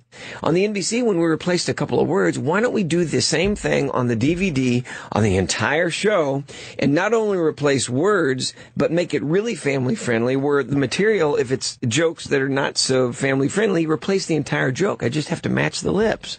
So Jesus, it was ridiculous. And I think it's going to be a drinking game. If you got to watch the family friendly version and figure out where we replace stuff. So one of the jokes is like, Walter says, Walter, oh my gosh, hold on a second. My wife, I can't remember it, but the punchline is something like she wanders around the house and hunts my ass down. Right? That was the punchline. She wanders around the house at night and hunts my ass down. So on the DVD, it's she wanders around the house and hunts Bigfoot. It makes no sense whatsoever, but kids are going to fall off the couch laughing. It's like Scarface. Yeah, when you get that scar on your face eating pineapple. Yeah, Oh no! The inspiration was Snakes on a Plane. Brutal. The inspiration was Snakes on a Plane, where he goes, "I'm tired of these monkey-loving snakes on this Monday through Friday plane." Right. Right. That was the big one. But you really have to go there. They're yelling. They're yelling. So is that this Thursday it's on? Yes, it's called Jeff Dunham Unhinged in Hollywood. Premieres this Thursday at 8 p.m. on NBC. Very nice. Thanks guys. Always Thanks, a pleasure. Jeff. Seeing you. Should we take a break? Yeah, quick break. Nick DiPaolo, actually. A little controversy. Yay! A little controversy because someone from Live Nation was supposed to Periscope our pal Nick DiPaolo in studio today, and they left. Because it was a scheduling issue, so Opie's going to Periscope. We did something. Oh, well, it would help if your microphone was on. Yes, We Nick. did something in the control booth earlier, but I thought she was going to come in. But if she's got more important shit to do, fine. Well, I'm Periscope, and I don't know if I have as many followers as the Live Nation people. You probably have more. Usually those I have no promoters idea. don't have a lot. No. Little hearts will pop up. I think she had to do something to Mickey Dolenz. If you follow me on the Twitter, there is a link to the Periscope right now, Opie Radio on Twitter. But Nick DiPaolo is promoting a big gig, the Gramercy Theater in New York City, October 17th. Right, Nick? Yeah, baby. All right. It's going to be, I don't know, the Village Voice is involved in, why my are they favorite paper. involved? I don't know. What the hell's I don't going know how on? the marketing works. That's why I'm here, again, for nothing. Well, hopefully we're I selling. don't pay Periscope. I'm like, yeah, sure. Hopefully we're selling tickets for you, right? We're going to give away 2 pair, I was told. Why don't we just We're give allowed away? to. Random Pair of callers? tickets. Huh? I think you're kidding. You are kidding. I thought he was serious. No, About we what? are. Are you? 2 pair of tickets. Why? That's all they give you? I guess. Maybe there's only a few left. Ever think of that? No. I got Wayne Newton open. Boy, did I set myself up on that one. Walked right into that one. It's like stepping on a rake. I got, by the way, I'm in Caroline's this weekend. Nice. This weekend. Starting Thursday, right? And Jacksonville is on sale now for November 19th through 21 if you want to come see me. And if you don't, ignore that announcement. I'm doing Laugh Boston, too, this weekend. Can I mention that while I'm plugging the Gramercy thing without getting in trouble? Sure. Laugh Boston. This weekend, Thursday, Friday, Saturday. and Saturday. And next week, Friday and Saturday at Governor's in Levittown. Okay, but we're promoting Gramercy Theater. the Gramercy Theater in New York City. How many seats is that? It's like, what is it, 400? I've never been there. It's like a beautiful... Colin's like, you should film it. You should film it. It's a gorgeous... And I think I've done stuff there. I can't remember. They all blend in, Isn't that what Tom Papa filmed? Did he film it? I want to say Papa filmed in a small... I don't know. Well, didn't you use Skirball? No. I think the Skirball everybody uses that. When that first I guess they I just had nothing to say. I was going to say when they first built That's it. what I'm doing. The coffee makes you keep talking. But my mind is racing, but my mind is going nowhere. It's a beautiful theater. So it's going to be a great show. People are saying I got a landscape. Can you landscape finally on the Samsungs? How do you do that? You do this tap or technology. something? Ew, is that what your Periscope looks like? no! That's horrible. Your Periscope is terrible. It's like I a want to narrow... see me. Yeah, we're going to go back to him. That's awful. I feel like we're looking at you on an angle through a door, through a keyhole. Look at it. There you go. How's that? That's awful. Look at that. That's going to sell a lot What of is tickets. that? Exactly. It's long and thin. What is this? Wait, now That's the peepingtom.com? What the fuck? Wait, why are you like that now? It's all thin, Opie. It's like I'm looking into a nursery. Now you're kind of like Oh, I would sideways. explain the erection. Fucking 47. That's the best I can do. How the fuck do I And I'm laughing at it at 53. 53 years old. I'm laughing at a beautiful dick joke. I don't know how to landscape during a live broadcast, so I don't know what the fuck. This is why they look good on This my is why phone. you hire illegals. Yeah, exactly. Yeah. You guys want me to Periscope? My Periscopes are very, very Yeah, could good. you? Oh, yeah, Jimmy should Periscope. I'm too. going to tweet that I'm Periscoping. Yeah, here comes a picture of a colon. I don't know how to do it. Wait a second. But how do I? We're all panicking. Oh, wait. Double tap. Swipe down to stop. Double Oh, my tap God. to flip camera. Wait. Swipe down to what? I'm not talking about my wife. I'm talking about my talking life. about my phone. Yes. Into relationships. What kind of phone is it? This is a 6 Plus. Wow. You must have some. You make me kind of comfortable living. Oh, I'm making some of this. Right now I'm rubbing my fingers together in the moolah. Huh? It's fine. No, it's not fine. Look, I'm sideways. It's sideways. Oh. It was just fine. Oh, I don't know what's going on. I'm going back this way. Don't make a damn bit of sense to me, Doc. If you come to see my show, you're going to need Dramamine, apparently. What the fuck? I'm floating sideways. They say double tap the screen and then it goes to landscape. Oh, it's not going to landscape. It's fine. It's not fine. I'm looking at it. Let me try it again. Double tap? Well, now it's fine. Jesus, I wore a 14-year-old shirt. Get that right. What do you see now? Initializing video stream. Oh, I don't know what's going to happen. Right, I'm frightened. Why don't we give away some tickets to the Gramercy Theater in New York City, October 17th, to see the very funny Nick DiPaolo. Yeah, very caustic. You want to just take some random calls? You got two pairs of Jimmy, tickets? what? Thank you. Jesus Christ, Jimmy. Did you get any? Did I get any? It's like I have a piece of shit on my upper lip right now. It smells like that. Smells like the fucking West Side Highway. That's sewer treatment plant that they put right on Joe DiMaggio Highway. That was a nice tribute, huh? Oh my God! Thank you. It really is. I appreciate that.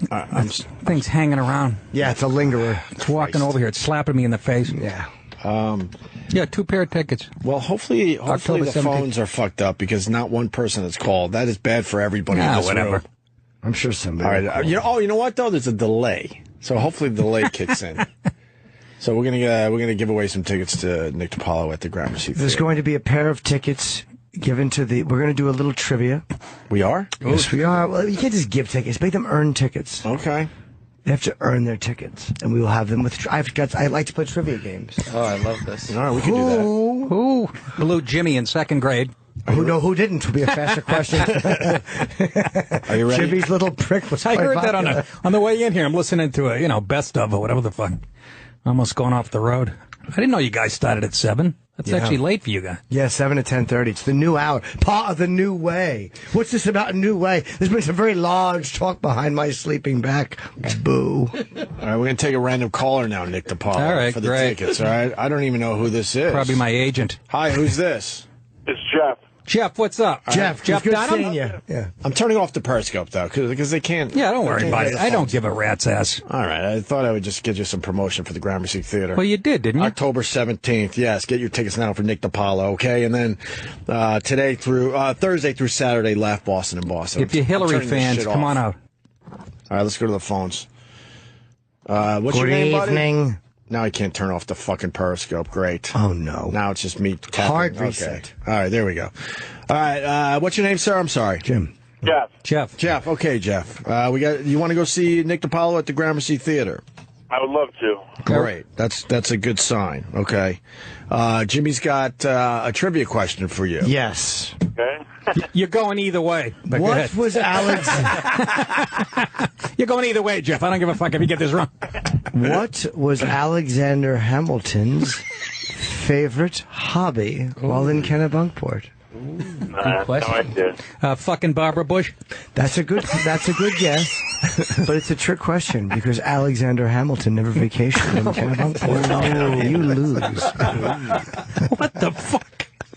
He loses for real? He gets 2 tickets. Give him the tickets. All right, Jeff, hold on. Jeff, bring it. You got a girlfriend? I got a wife. You got a wife? Is she under 150 and under 30? What's that? Nothing. All right, well, Bring the wife. Bring him the wife. You'll have a good time. All right? A lot of laughs. Thank you. all You right. got to get his address. Don't hang up, Jeff. I'm putting him on hold. We'll Hang get in his there, address. All right, we'll take. Let me see. Get his name, address. That was a good trivia question. That was beautiful. I have some more. All right, hi. Who's this? Hello. Are you there, sir? Hello. Phones are a little fucking weird. Hi. I like to say Naturally, I'm trying to wonky. give away tickets. It's my life story.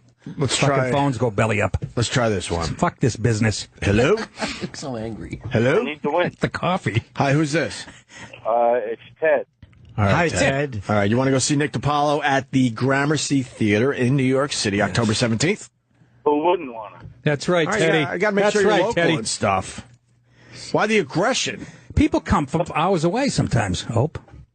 True. Teddy, here's your trivia question. Oh, I love trivia.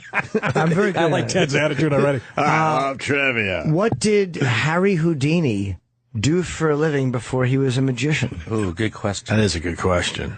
I believe he fucked his own mouth. I would say that fucked his own mouth. That's an excellent guess. He did that for a living. Yeah, that was a very, very tough way to make a living back then. Is that a commission or a straight sale? It was before the internet, though. That might have been a big hit back in the day. Yeah, he did. He fucked his own mouth. What's the answer, Jimmy? He got it. You win, Teddy. You win, Ted. Congratulations. 2 tickets. I'm going to go to his Wikipedia page to make sure this is true. Yep. Oh no, it's true. I was there live. Yeah, he looked like a teardrop because he would curl his head onto his cock and his legs would flail off. So it was all Teddy teardrop. Yeah. He's from Appleton, Wisconsin, by the way. You did see it as well. Nice. 74. He died in 1899. Oh no, 1926. No, somebody punched him in the stomach. That's how he died. Remember? I think that's bullshit. Oh, true story. I don't know if There's it's footage true, on the though. internet. What, of his death? Yeah, the guy punching him in the stomach. No. And then how? Somebody took it with their iPhone, Hope. Well, that was the first He didn't have iPhones. talk out of his mouth. The time travelers did. They went back in time with their Can you get iPhones. Teddy's information? Okay. Goodbye, Ted. I'll buy. I'm guaranteed Hold 4 on the line people. for your I'm ticket. guaranteed 4 people being at the show. I still have more material. No, that was perfect. Ted, you hit a home run. You just Yeah. gotta wave at the crowd and walk off. Yeah, Exactly, a Teddy. walk-off home run. You Yeah. got the tickets to see Nick DiPaolo at the Gramercy Theater, Yeah, October Carlton Fiskett. 17th. Houdini was married to a wife named Bess. Who wasn't back in 18, whatever? Here's some trivia. It was like Mary. How did Bess die? Don't look at it. It's not right there. Don't. I know how she died. How did you? Yeah. Houdini used to test her when he'd do the tricks. He'd use her, the wife as a guinea pig, would tie her up and dunk her in water and shit. Mm-hmm. Well, one time it didn't work. She didn't get out. Am I right? No. Oh. All right, Bess- he punched her in the head. Bess was trampled to death by a horse. Oh. Wow, his wife wasn't a looker. Well, wow. Well, he ain't That's why exactly fucking Ben Affleck. I mean, Yeah. look at that guy. That's why he really disappeared. Bess is rough to look at. Got a lot of Kim Davis in her. It's not that bad right there. Not bad. Not bad. Nah, that's okay right Holy there. shit. Nice shampoo would do. Jesus. She's like she got earmuffs on. Yeah, that's not bad if you're going to fight the rebellion with Luke Skywalker. Yeah, fucking. What do they say about the stomach punches, Eric? It says it's true. It is true. All right. I've heard that might have been some bullshit. I'll look on Snopes, but it looks like it's true. Yeah, how he got punched in the belly. And why did he die from a punch in the belly? It He ruptured his appendix. he wasn't ready. It was like a guy from the audience or somebody backstage. No, backstage. Yeah. Just joshing around? I know. No, he he pissed off a guy at the Crafts food table. He believed that. All right. He believed that You guys Houdini have been terrific. could take the fucking could take the punches. He wasn't ready though when the guy punched him. He just guy like sucked him in the gut. He already had a broken ankle, I believe, at the time. So, Floyd Mayweather. Did anyone watch this fight? No. Why did, would you do that? Why would somebody order that fight? Can I ask watched you? half of it. Did you watch it? You have that kind of money, Stengel? No, I didn't spend any money on it. How much was it? What'd you do? Steal it? Yeah, well, how'd you watch it? Periscope. It's 2015. You don't have to pay for pay-per-view anymore. Oh, I So don't how'd know you about see that. it? What kind of You Jew go on connections He went to Twitter. the fight. You go on Twitter and you type in Mayweather live stream, and then somebody's got some like European broadcast of it. Not even a Periscope. Yeah, It's but better no. than Periscope. Can you? You just there's like tons of pop-up ads that you just have to get rid of. and Oh then yeah, you can that's watch not the fight. annoying. Yeah, but I watched the fight. It was awful. I had no desire to see Floyd. Floyd Mayweather, to me, he's a great, talented fighter, but he's such a bore to watch. His fights are fucking boring. Remember, you and I saw Pacquiao. Can't stand it. We were in Rochester. Jimmy had gigs up there, and we were standing there waiting for something to fucking happen. No, he's great. He's fast. He's defensive. But they say this was a very hand-picked opponent. He's not Berto, gonna, Andre Berto. I'm going to make a prediction. He says he's retired now. He's got to go for 50. Well, he's gonna. His ego, a guy ego like that. Well, what's the record again? 49. So he's tied the record now, Tied right? Marciano. So he gotta go 50. I Even know. if it's He's a- playing it. That's a marketing ploy. There's no way with this guy's ego, he's not going to. Even if it's a schlub, you got to go 50-0 now. That's what I say. Get in there with you know who, Stephen Hawking. I say he gets a Stephen Hawking. Just roll him out. That I would pay for. Yeah, I'd pay. Yeah. Who wouldn't pay for that? One punch. Not in the face. Not in the Right, face. get him right in the voice box first shot. Eh. Dump him out. So why was it a boring fight? Because it's a lot of hugging. Did it go the distance? Yeah, it was a decision. unanimous decision. Oh, It was like God, watching soft porn. There was so much hugging. We had the live reads for that fight. I was like, who's going to watch this? No one It cares was about terrible. Mayweather. Not me. I mean, boxing is really fucking taken in the ass. Because they're good and they deserve it. They make you wait for all fights. Fuck them, man. I can't stand I boxing. agree. The way they market it. The way they is, market it, I they- agree. It's very selfish. I'd rather watch, Aldo a fucking couple of chicks rolling around. UFC. Aldo is fucking fighting tapped McGregor already? in December. What time is it? It's December 12th. I got to do a podcast today. My favorite thing you said I'd rather watch. Did you notice it? Well, I saw everybody looking at me. All of a sudden, I'm fucking auditioning here. I was waiting. I was like, oh, this could be funny. And I was it enjoying the silence. I do that on stage now. I'll go to wing it, and I'll go, somebody think of something. I'm fucking exhausted. It's been 28 years, you cocksuckers. And that's why we're giving away tickets.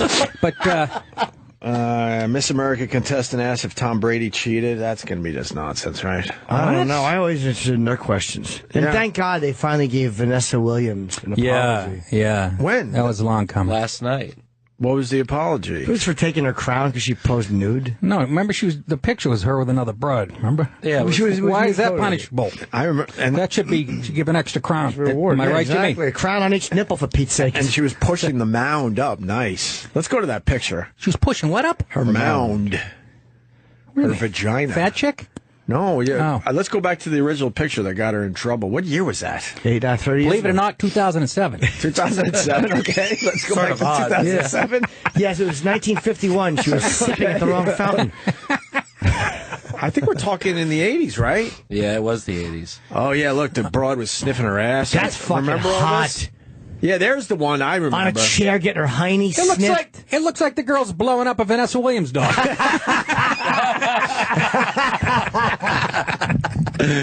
Holy shit! I should have remembered that. Wow, I don't remember that picture. I don't Did that either. make the magazine, or is that one that they decided? That's what I mean by the mound. Let me see being the pushed vagina from forward. the back. Is that her? Look at her being pushed forward. Yeah. Let me see the other one. Let's see her Westchester pussy. chick, you know. She lives has a up in nice bag. Westchester That's a near me. hairy pussy, though.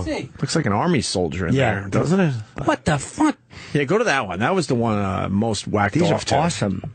Yeah, she was. Wow. She was. Wow. Okay. Look at those fucking cheeks on her. And who's the broad? Who nobody? Does she have a name? The Yeah, girl who's the other one? that made her Vanessa famous? Yeah. Who is the other broad? Whatever happened to her? That would That's be a good Bonnie story. Hunt. The one. I don't even know what the fuck. The one going down on her vagina. Wow. She's a beautiful big pussy, Wow. but I don't like the hair. Too much hair. No, it looks like a. It was Penthouse, right? I think it was Penthouse. Penthouse did it. I thought it was highlights. That definitely wasn't. Yes, Playboy. look at Goofus shitting on her chest while Gallant gets Find Waldo and her dirty ass. while Gallant gets a rag So what do you mean they gave her an apology last night? for taking her the crown for something she had done in her past. She didn't do that when she was Miss America. She had done it in her past. Oh, that's why they were apologizing? I thought it was slavery. No, yeah, she hadn't. No. She hadn't done anything. You know, she won the crown. They took it because that was really stupid. Yeah, because those pictures came out. Yeah, Penthouse. It was a different time. She then. was modeling. Now she get a reality show. She was quote nude modeling. That's I don't know if you call it. That's not nude modeling. That's like No, that's is that nude I modeling? remember back in the day, she tried to say, "Look, I did some nude modeling, you know, before I won the crown." I'm like, "That's nude modeling." Yeah, it's not like people were working clay, Exactly. You're right. making a statue out of her. That's in the front of a classroom. That's Like a bunch of grads at NYU. But, oh yeah, the other broad was painting her yeah, exactly. With a broad brush. with a nice tongue. So they tongue apologized to her. Can we get on with it now? Yeah. Well, then maybe now we can get along as two races. Let's hear the contestant last night talking about Tom Brady and whether he cheated or not. Georgia, Betty Kansas. They asked her that? Yeah, so stupid. Unbelievable. Let's go after the Patriot. Pick a judge. Miss Georgia. Brett Eldridge. Brett, you're up. All right, Betty. Must be a Colts fan. New England Patriots quarterback Tom Brady was suspended for his part in the so-called Deflategate scandal, then instated by the courts. Legalities aside, did Tom Brady cheat? Did he cheat? That's a really good question. I'm not sure. I think I'd have to be there to see the ball and feel it, make sure it was deflated or not deflated. But if there was question there, then yes, I think he cheated. If there was any question to be had, I think that he definitely cheated, and Oh, she's retarded, he the should poor have been thing. suspended for that. That's not fair. But if there's any question there, how can you say that? Exactly. She makes a literally just definitive gave statement. The worst answer you could have given. Ever. The poor thing. If there's even an accusation there, you must be suspended. Wait, that's not how it works. Do you understand she's never had to think because of how beautiful she is? Never in her life, and her brain hasn't formed yet. I just love they do this. Jimmy, all right? Jimmy. Not on your good chinos. Not on the pleated ones. Oh, Jimmy. A fucking few drops of coffee came out. She, Nobody got hurt. I love that they do this on purpose, though. Yeah. They want you to look at these really hot broads looking stupid. Well, then ask. It would have been even better. Ask her, something about the whatever. Trump or something? No, a physics question. Really? Just You know what I go- mean? Yeah. But they know they don't have to go there. They know they can go with the simplest That's question. true. Like Tom Brady cheating. And they're going to just fall apart. She'd have to see the ball and squeeze it. She said that about Lance Armstrong, too. Yes. And then, did they apologize to Vanessa Williams? On air. Yeah, the president On air. called in. Can I see this? This is weird. Why? Yeah, I want to see this. Why? Because ratings you know must- why. the ratings It's called must suck. political correctness and fucking you know what. I think it's more the ratings. It was just something to do. Yeah, just to get people in. No, they could have done a million things with her. Have her do a cartwheel in a one piece. Gives a fuck. She's And the CEO of the Miss America organization, Mr. Sam Haskell. Oh, Sam, how are Sammy! you? Sammy! I have been a close friend to this beautiful and talented lady for 32 years. Whoa. You have lived your life in grace and dignity. Thank you. Except And when you were never getting your was ass more eaten. evident. Yes. Except when that white girl had her nose in your shitter. Yeah, she's a regular During Rosa the Parks. events of 1984 when you resigned. Fucking stunning though. Though none of us currently in the Is this guy organization gay were at all? involved in, on behalf of today's organization, I want to You're a whore. Get off the stage. What were you thinking How that could day? you disgrace to you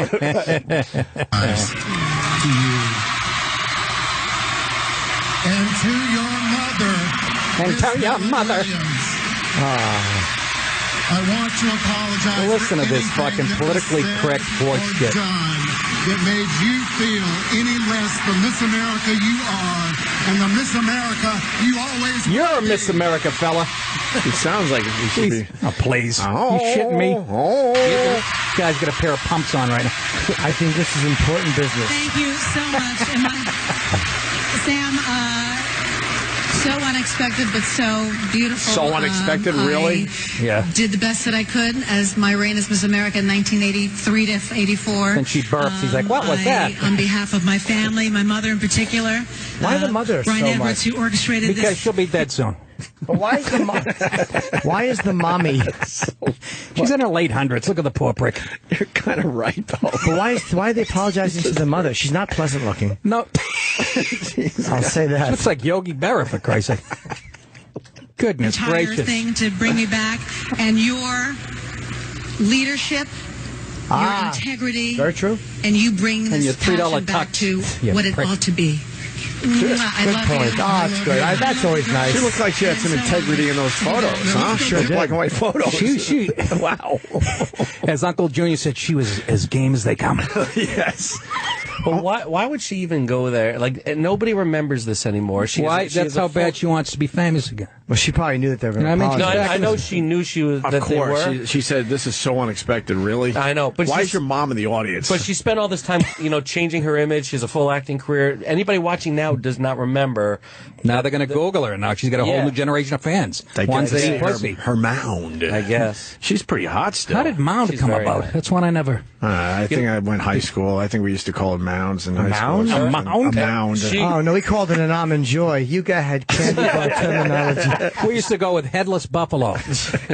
Remember that one? She was from our I've town. never heard that before, but that No. works. Headless buffalo? You never heard of it? No. I like it. She grew up in our town. What? And, Where? In Up in West- Chappaqua. Did you get to see her snatch growing up? She was older than me. Actually, Tony Burton, your agent, or one of your people, Yeah. her brother, Chris Williams, Don't say they dated. No, same year and everything. But I'll go Chris snip her Williams fingers. is an actor. He played Crazy Eyes Killer in Curb Your Enthusiasm. He's a really funny guy. He's a really funny actor. Who is? Chris Williams, her brother. Oh. I didn't know they were siblings. Yeah. All right. He's really good. Brian Williams, too? Maybe. I'm looking into it. Whatever He happened? claims it. Where is Brian He Williams? claims it because he lies. Get it? Yeah. Because he lies. Because he lies. I know, he lies a lot, that Yeah. Brian Williams. And they have the same last Get name, it? so who knows? Where is Brian Williams these days? He's on the internet. MSNBC. MS, yeah. I haven't seen him over there. Well, he covered the, the hot dog eating contest on 4th of July. When is he on MSNBC? They moved him. They there. moved him. He's not on yet, though. No, they moved him. He'll be back. I know NBC. they moved him over it's there, a but- network of fucking liars. He'll be back in The his seat. 22nd, he's back on. Oh, okay. Sucker of Satan's cocks over there. He's going to bring some ratings to that MSNBC because everyone's going to Maybe. want to look at the liar. Yeah, I don't know if anybody cares about it. Everybody wants to look at the liar. I hear they're not happy. Go to with the it, White though. House for that. Huh? They don't MSNBC? like it. No, of course. They don't like it. Yeah, but they need help over Yeah, they don't want him over there. No, they don't. They're No, just- they're like, we're doing our own thing. We have our own. Exactly. We're already lying on our own. yeah.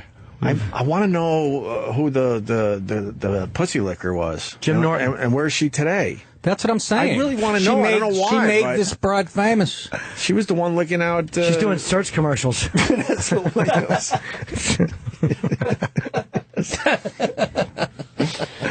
Yeah, who was that? And she was licking the puss when there was Yeah, she was ahead of her time. No, she was ahead of thank the you. curve, so to speak. Yeah, it's like a patch of blue almost. 82 pussy licking was. Interracial pussy You were licking. a pioneer, man. I guess. You were No, a pioneer. Mouth. in I mean, I was 82. doing it in 4th, 5th grade, but Yeah, you and me both, Nico. No, you didn't start. You didn't start early, did you? oh Christ, I did. My teacher loved me. What'd I say? I want to hear the story. No, I'm kidding. I was hoping there was a real story there. That's why we Yeah, stopped. did you hook up with a teacher? No, Oh, Christ, no. So what about Not that you know. who was the lady? I'm looking. I can't. Let's, How about get, you just let's Google? Google that. I am. There's only a way we could find out. Ask Siri. Does anyone know of any kids Turns that, out it was that hooked Susan up with Day. a teacher? I do. You do? Yeah, a guy I went to high school with. Really? A guy named Jody. Well, I don't know Hooked if you up wanna with say a his name. female Don't say his I know. last name. I've asked. I was in a band with a guy named Jody, but then he got married and that ruined the bands. I was in a sitcom with a guy named Jody. Which one is that? Family Affair. Help me out with that one. That was Jody got married. Summer of 69. Oh, fuck! I should know that. Summer of 69. Wow, that's quick, dude. You guys lost me on that one. That was That's good. fucking scary that you pulled that one out. I know it's irrelevant. I can pull out irrelevant things that will never help me. too. Holy shit! I bow to that I one. saved him for today. the stage. Yeah. What's the I story? got it. What's the story with Jody? It's senior year of high school. Hold on. Fuck All right, that. you do I this. know Jody. We got the other woman. Bob Seger wrote a song about this. That's right. He was the pig in Amityville Horror. Other woman in Williams' photos named Denver. Read this, Eric. Yes, this It's is Susan Day, isn't it? Yes. the attorney for a woman who Partridge. reportedly posed nude in photos with former Miss America Vanessa Williams would not comment Sunday on the allegation, but said she would make a statement today. The Reporter Dispatch, a White Plains, New York newspaper, identified the woman as Amy Gear Wessel of Boulder, Colorado. Ooh, Amy Gear. Amy from Boulder. Amy's a good egg. Let's see what happened to her. Oh, yeah. 'cause I know. Where's that bitch? Where's that bitch? Oh, she was I one know of the she had 9/11 hijackers. That's Amy I know she had her Wessel. She had her tongue removed in 1988. Hold on. 89. She's kind of. That's Amy Winehouse. You have to put him in quotes. Yeah, she did. Amy Wessel, for fucking Pete's sake. From Boulder. Nice effort, Amy. Yeah, Boulder. That can't be the same Amy. Did anybody interview her? Ask how it tastes? Well, the Reporter Dispatch apparently did in Westchester. No, really. There's a dead end on this Amy. I don't know what happened. Maybe she I'm got gonna keep married. digging. She probably got married. All right, Check we're her out gonna on Facebook. Anyway, let's hear the Jody story. Look at see right there under about it says on Facebook, licked Miss America's cunt in a magazine. Oh God! So senior year of high school. Yeah. On a Saturday morning, I was watching TV, and my friend Jody called me, and he said, "Dude, I told my mom I slept at your place last night. If she calls, I'm still asleep." And I said, "Okay." I said, "Where are you?" He said, "I'm at Miss So and So's house. She was one of the teachers." And I'm like, I'm like, what? He's like, yeah, we were fucking all night long last night. And I'm like, So he probably lied to you. No, it was. I like that you remember where you were and you got the call like it was a Kennedy assassination. No, but while I'm sitting there watching Saturday morning cartoons, he's having sex with a teacher. Was she good looking, this broad? What? Was the teacher good looking? Yeah, she was like a young, like she's just starting. So she wasn't much older than you guys. No, it was like. Can we Google her off air? 24, right? Yeah, like right around there. So he had sex with a teacher. Well, he says, and he's probably busy. He's probably doing something else. Exactly. He's probably sucking dick in the honeycomb hideout. That's what he was doing. Did she suck his pud? They did that. And then he's like, everything. And then he's like, oh, she's coming. I gotta go. And he hung up. And it was. You bought that? Absolutely, I bought that. You bought that story. I didn't. Absolutely, I bought it. Really? Yeah. What did she teach? Other than fucking birds and taint the licking. bees. She, I can't remember what she was a teacher of. It was like Taint lickology. But yeah, he banged a teacher. Good for him. Yeah, he was a hero for that. Yeah. Wow, look at It that. looks like she's blowing up a Vanessa Williams doll. That's That's the funny. funniest thing of the day. Yeah, too bad it's a visual when we're doing radio. Well, she's eating ass. Everyone knows what that looks like. It's pleasurable. She's one's kneeling on You a should have stool said that. Help me out, Jim. with her head forward, and the other one's behind her with her fucking nose right in her shitter. And she's basically in baby pose on a stool. Yeah, exactly. She's dropping a gasser. The other girl's catching it in her mouth. That's my fantasy. That's a very specific fantasy. That was actually the audition for Human Centipede. All right, then. So Vanessa Williams gets her apology. Yeah. And Mayweather fought, and no one gave a shit. No one cared. It really is just totally uninteresting to me. We did the football. Yep. All right. We should take a break. We're going to have a performance today there, Jim Norton. Yes, Please I'm tell me doing it's a it. strip or something. No, we got a guy. God damn it. Did you see that movie once? Yeah. What? This guy won an Academy Award for his music. He's in the frames. How come every time I listen, you guys, Glenn there's Hansard. a girl in here peeing into a McDonald's We don't have that many girls. We in haven't here, had unfortunately. many No? girls lately. No, it must be a different show. Glenn Hansard is coming in to perform a couple songs for us Oh, at 10 o'clock. all right. No? What do you mean? No, it's a movie once? Yeah. Did you see the movie once? If you're talking about the remake of The Longest Yard, yeah, once was it? It's a rom-com. That's why I don't think you would have seen the movie once. No, anything He fell has in the love word with com in it. He fell in love with his broad. They write some songs, and they became a huge hit together. And This is then- based on Fogelberg's life story. And then what happened? They break up, and now they still have to sing these damn love songs to each other. It sounds like the Sid Vicious story. They were a huge hit. That's how the story goes, right? Sid Blumenthal's there. Something like that. And then they were on Broadway. Guy's obviously Musicals on talented. Broadway. He's actually very talented. Yes. He'll. No, no, he's very talented. I understand, very talented person. Yeah, exactly. Just leave it alone now. He'll do a couple songs for Be us. kissing Dan Fogelberg's mouth. I understand. Wow. He does his impressions. He does these impersonations. You'd think it was the real people. No, I heard. How good was that chick? Just that line there. Amazing. I dated 11 of those girls. It sounded like the real. Shut up. Why don't we take a break? Jimmy's got some gigs. He's got Caroline's this weekend. This week. I have to plug. Have they washed the rug in the green room yet? I hope so.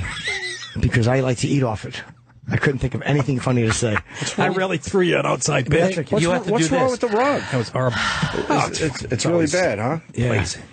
I love that stage. That is my favorite stage in the whole city. Caroline's? Yeah, like on a Wednesday night with like a small crowd. Yeah, 30 people. You could stay up there forever. It's just... The Sunday shows used to be my favorite. Yeah. You'd have it half full. There might be Right, 140 right, people perfect. there.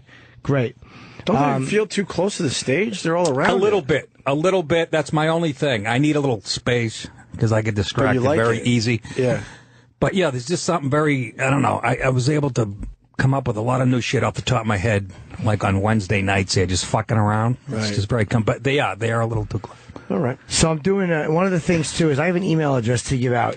One of the segments we're going to try tomorrow. I'm doing this I'm shooting the 2 episodes of this pilot for IFC. Tomorrow's the day. Tomorrow we shoot. If Bailey J is my co-host again, and so we're doing this thing. We may do some audience interaction. I'd be a good co-host. So, she's delightful. No, I'd be a good co-host. Oh, I know, Maybe but you didn't she's hear me. delightful. You'd be a great one, but she's delightful.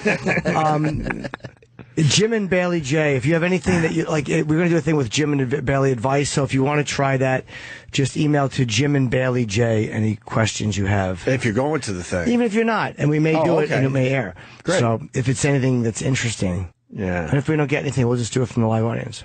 All right. It's an email at gmail.com. At gmail.com. Yeah. And Nick, Jesus, Nick, let's promote. The big gig is the Gramercy Theater, October 17th here in New York. Nick is fucking hilarious. I hope you get your tickets for that.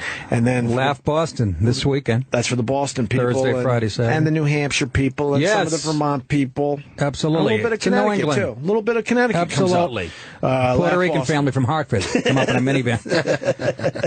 Thursday through Saturday in Boston at Laugh Boston. And Governor's next weekend, Friday and Saturday. You're fucking busy. Oh, yeah. Well, I should be. I laid around all month. I cleared 11.5 this year. Anything? I'm laughing. No, I'm talking I don't like to you myself. inflating numbers. You fucking prick, you. I see that. Nick DiPaolo in studio. We got Nick playing the Gramercy Theater in New York City, October 17th. And then in Boston this weekend, Thursday through Saturday, Laugh Boston in Boston. And then for the Long Islanders out there, Governors, next weekend. Nice. Yeah. You go to nickdip.com, I believe, for the podcast and for all your touring. Well done, Hope. I tried, Nick. I tried. Well done. There were a few stories we wanted to get Taylor to. Swift, this is what I want to see. She's getting sued by some DJ who got fired for allegedly grabbing her buttocks during a photo op. And her security said something to his managers or station manager, and he's denying it. Like, I would love to know. Who's suing who, Jimmy? This DJ, he's a former Denver radio guy. His name is David Mueller. David Mueller. Yeah. They said that he inappropriately touched her buttocks during a photo op, and of course he's denying it. Yeah. And she obviously complained, though. Or her security saw it, or something But happened. he's suing her? Because he got fired. Maybe he's saying that she lied about it. Her people sent his employer evidence. Right, and then they decided. I'm guessing if it's video, probably, or maybe he touched her too close to her. I don't know. I have no. Maybe she's tall. Well, as I know is that guy's got good taste, huh, fellas?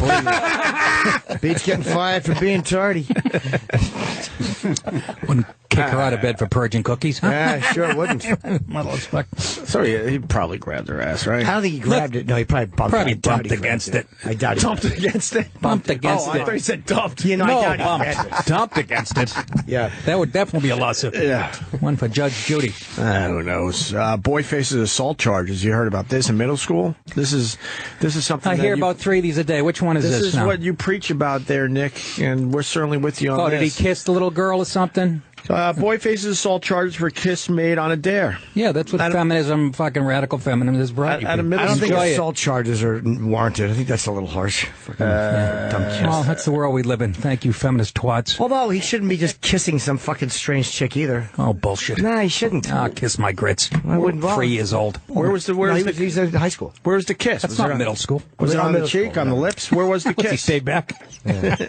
Kid's 22 in 5th grade. Yeah, keep your dumb lips off her. School officials took a report regarding a 13-year-old boy who kissed a 14-year-old girl during school hours. The unwanted kiss was allegedly the result of a dare made by students. This happened all the time when we were growing up. Do you see where we're at? Yeah, now that's a fucking felony. Give me a fucking break. Police confirmed that the boy is now facing a second-degree assault Yeah, charge. that's silly. That Yeah, means he. thank you. That probably means he put the tongue in the mouth. No, Probably. Today, what, are you kidding me? Today? No one was injured during the incident. Police Nobody was say. injured. Are we talking about a skydiving accident? What the fuck is going on in this fucking world? A little kid kissed a little girl. It's against the law. Happy, you feminist fucking twats. I agree with him on this, although I don't think he should be in trouble, legally, but you can't go around putting your mouth on people. I love. See how she was dressed? You know, you can't go around putting your mouth on people. Even, again, the law getting involved is a bit silly. Yeah, well, that's the world we live in but today. But say you're a girl and you just, whatever, you Live don't like this fucks. kid and he's creepy, and he's always staring at you, and then he runs over and kisses you. You're like, get the fuck out of here. Maybe she was staring at him. Maybe she led him on. She wouldn't Maybe it press was just an charges innocent kiss between two kids. I just love that they had to add no one was injured. No one was injured. Exactly. Incident. Can you fucking imagine? What did he have? Giant teeth? Maybe he was a rough kisser. Who knows? Who Did needs she have a that? giant nose? Disciplinary actions related to suspension or expulsion will be That's handled right. by More the school anti-male system. sentiment in the world. That's all it is. Just give him you don't have to throw the kid out of school forever. It's silly. It's unbalanced. Like, there's no way just to go, hey, look, you can't do that shit. They have to get the legality, the law involved and expel him. It's like, you don't ruin someone's life for that. You know we do today, Jimmy. You could just He's a suspend young him. boy. Let's kill him, Ali. Is there anything else in the story that we missed? Nope. Okay, that's pretty much it, huh? That's it. When we grew up, that shit happened all the time. There were Yeah, it's called growing up. Weird Exactly. little dares. It's called growing up. And then you would look like a fool. Yeah. You look I was going to say you would look retarded. Are you allowed to say that these days, Nick? Well, figure if there's a mirror in I front of you. say it all.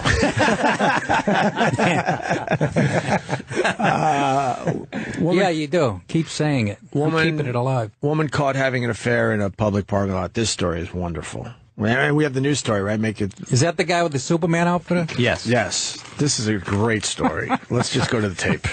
Todd, thanks so much. Got to give you a heads up here. If you have little ones in the room Oh, with I you, do. now Thank is the you. best time Thank to tell you. them to Yeah. step away. Little ones? What am I watching TV with midgets? Get out of here! Okay, tonight we are learning more about two people who had sex in the middle of a Norfolk parking lot. It terrible. happened during the day and landed one of them in jail. As the couple told News Channel 3's Gabriella DeLuca, they were Ooh, I like her, fueled Gabby. by alcohol and spontaneity. Now, Gabriella joins us Like every sexual encounter. What the fuck is the point here?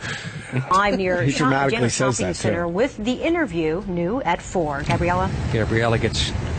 Hi there, Beverly. Well, it all happened Truck in hits this parking lot. The woman was charged with being drunk in public. What was she saying? She said she was charged with being drunk in public. She didn't finish. The store Publix. P-U-L-I-X. Yeah. This happened in Texas. For $11 shoes. Oh no, it's not working. Oh my God. That's right. Let's fill in the end of the story. No, it Oh must, my it must- God. Yes, Mr. Cheswick. I don't want your internet connection. We might have it again. Well, it all happened in this parking lot. The woman was charged with being drunk in public. I asked her today why the middle of the Can't be parking drunk lot, in why the public? middle of the day. She told me she was in the mood. Because I was in the mood. There you And, go. How's your meth I mean, problem? that's basically what happened.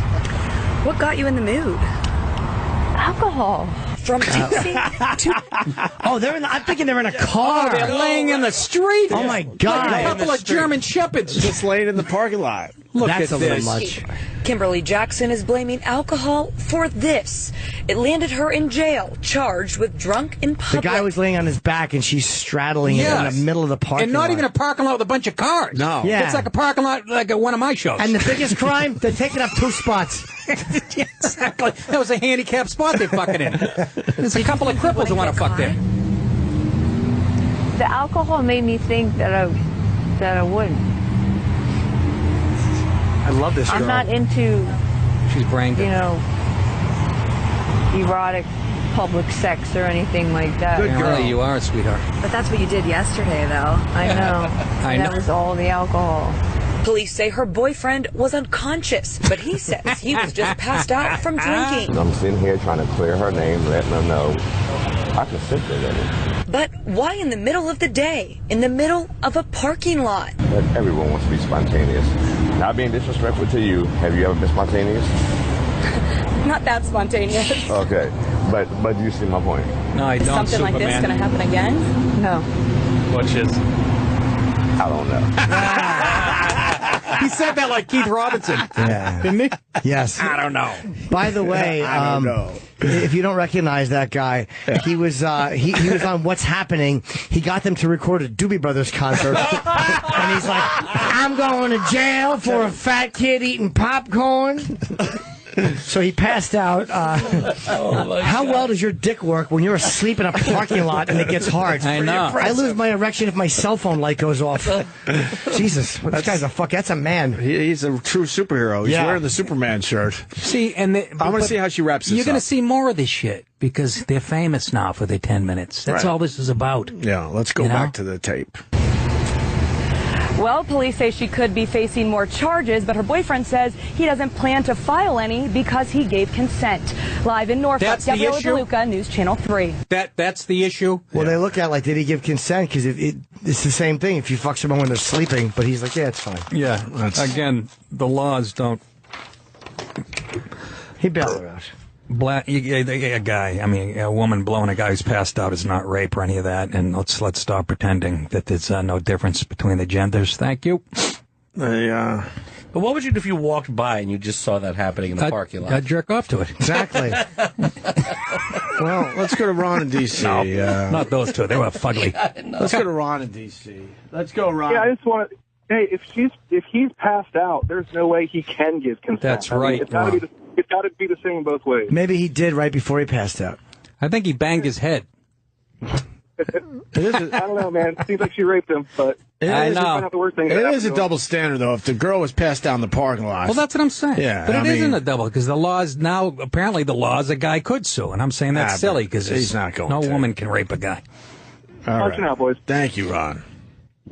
And the news just made that just a terrible, boring story. Why can't you have fun with that? I know. It's all legal because we live in a litigious society and, is that rape? But if you're going to have a story like that, you might either not do it or do it properly and have a little fun with it. How would you do it? I would be laughing over the whole fucking thing. I'd throw it to the weatherman. Hey, gay Bob, what do you think of this? Can you get caught blowing somebody behind a dumpster at TJ Maxx? You fucking... There's your answer. But they're all stone-faced and taking it very seriously. Like, can you believe He's got a what's going Superman on? teacher. Right. He handled it well, though. I like that. He handled it very absolutely. well. I think he was the guy that shot JJ. Good to see Garrett Morris working again. I shot JJ. He looked like the guy from Good Times, too. That guy worked a lot in this shot? Yes. Yes. I used to love that show. I can't remember any of the episodes. And JJ said that special episodes. Somebody got shot. Do you have anything to say in a minute? That was his line, I believe. It was a two-part episode. It was right at the end. The father caught JJ running around with the bad crowd.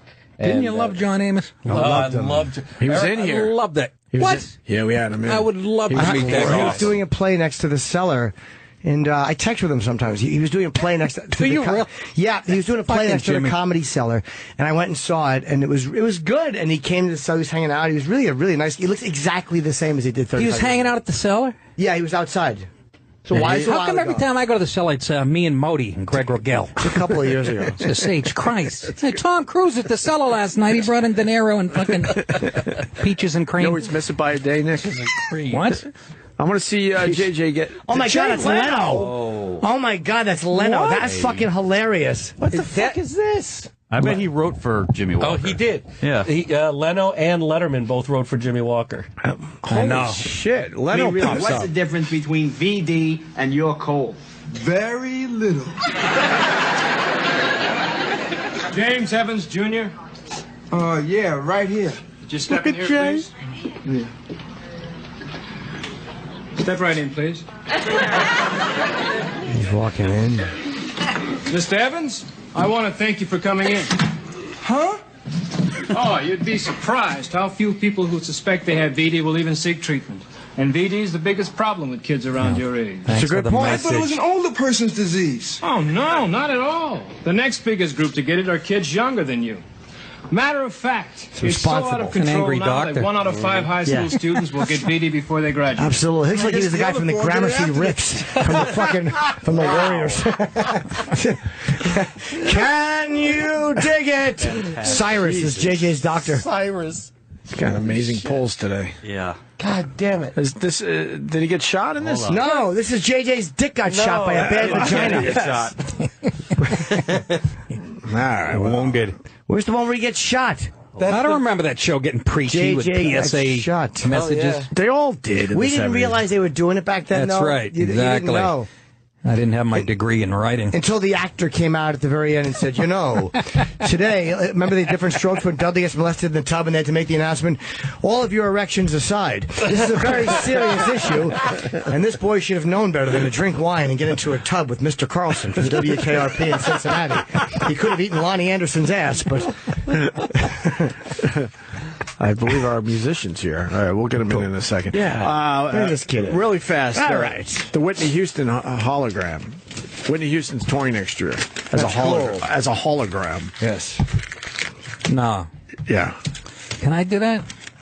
Can I like stay home and have a hologram show up at Governor's? They did it with Michael Jackson, right? Wasn't it on an award show? Yeah, but somebody or something? stabbed the hologram. Whitney Houston will return to the stage as a hologram next year. The project is Cosby being ought to do organized that. by Hologram USA in conjunction with Pat Houston, the singer's sister and president of her estate. Wow, that's got. That's kind of creepy. You know what? It's going to sell a ton of tickets, and the money's going to go to who? Her sister, obviously. Should we get Glenn in here? Sure, bring him in. Let's get Glenn in here to perform. Nick DiPaolo just killing it today. Don't forget the Gramercy Theater in New York City, October 17th, and then Laugh Boston in Boston this weekend, Thursday through Saturday. And Jimmy's at Caroline's this weekend. And then I got into the weekend after. I'm in Michigan, and what the fuck? I'm doing a gig. It's a rock club in Minneapolis. In 1 minute, he's still warming up at the green room. Okay. Oh, all right. So why don't we take a very quick break, and then when we get what's this? Latest Opie Somebody and, just shot? latest Opie and Jimmy podcast. Artie Lang. Oh, nice. And Bruce Dickinson. That's nice. They go to iTunes, or they go to our Facebook page, or they go to our Twitter for the link, right? Yep. That's a good one there, Eric. Artie Lang killed it last time he was on, and certainly Bruce Dickinson was great. Yeah, subscribe to the Opie and Jimmy podcast. Also, you can subscribe to the Opie Radio doc series as well.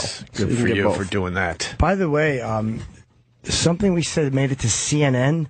Yeah. And why did they have to take Ant's face and put Trump over it? Like, why couldn't they just... That wasn't CNN. That was Who was that? a fan made the video. Oh, and they did a grabbed it. Photoshop. Okay. And CNN just played it right off of I YouTube. see. Okay. Yeah, they played that right off YouTube. Yeah. It was, what was the, it was about the REM music, right? Right, I think so, yeah. What do you think about that when bands get pissed off when a politician uses their music?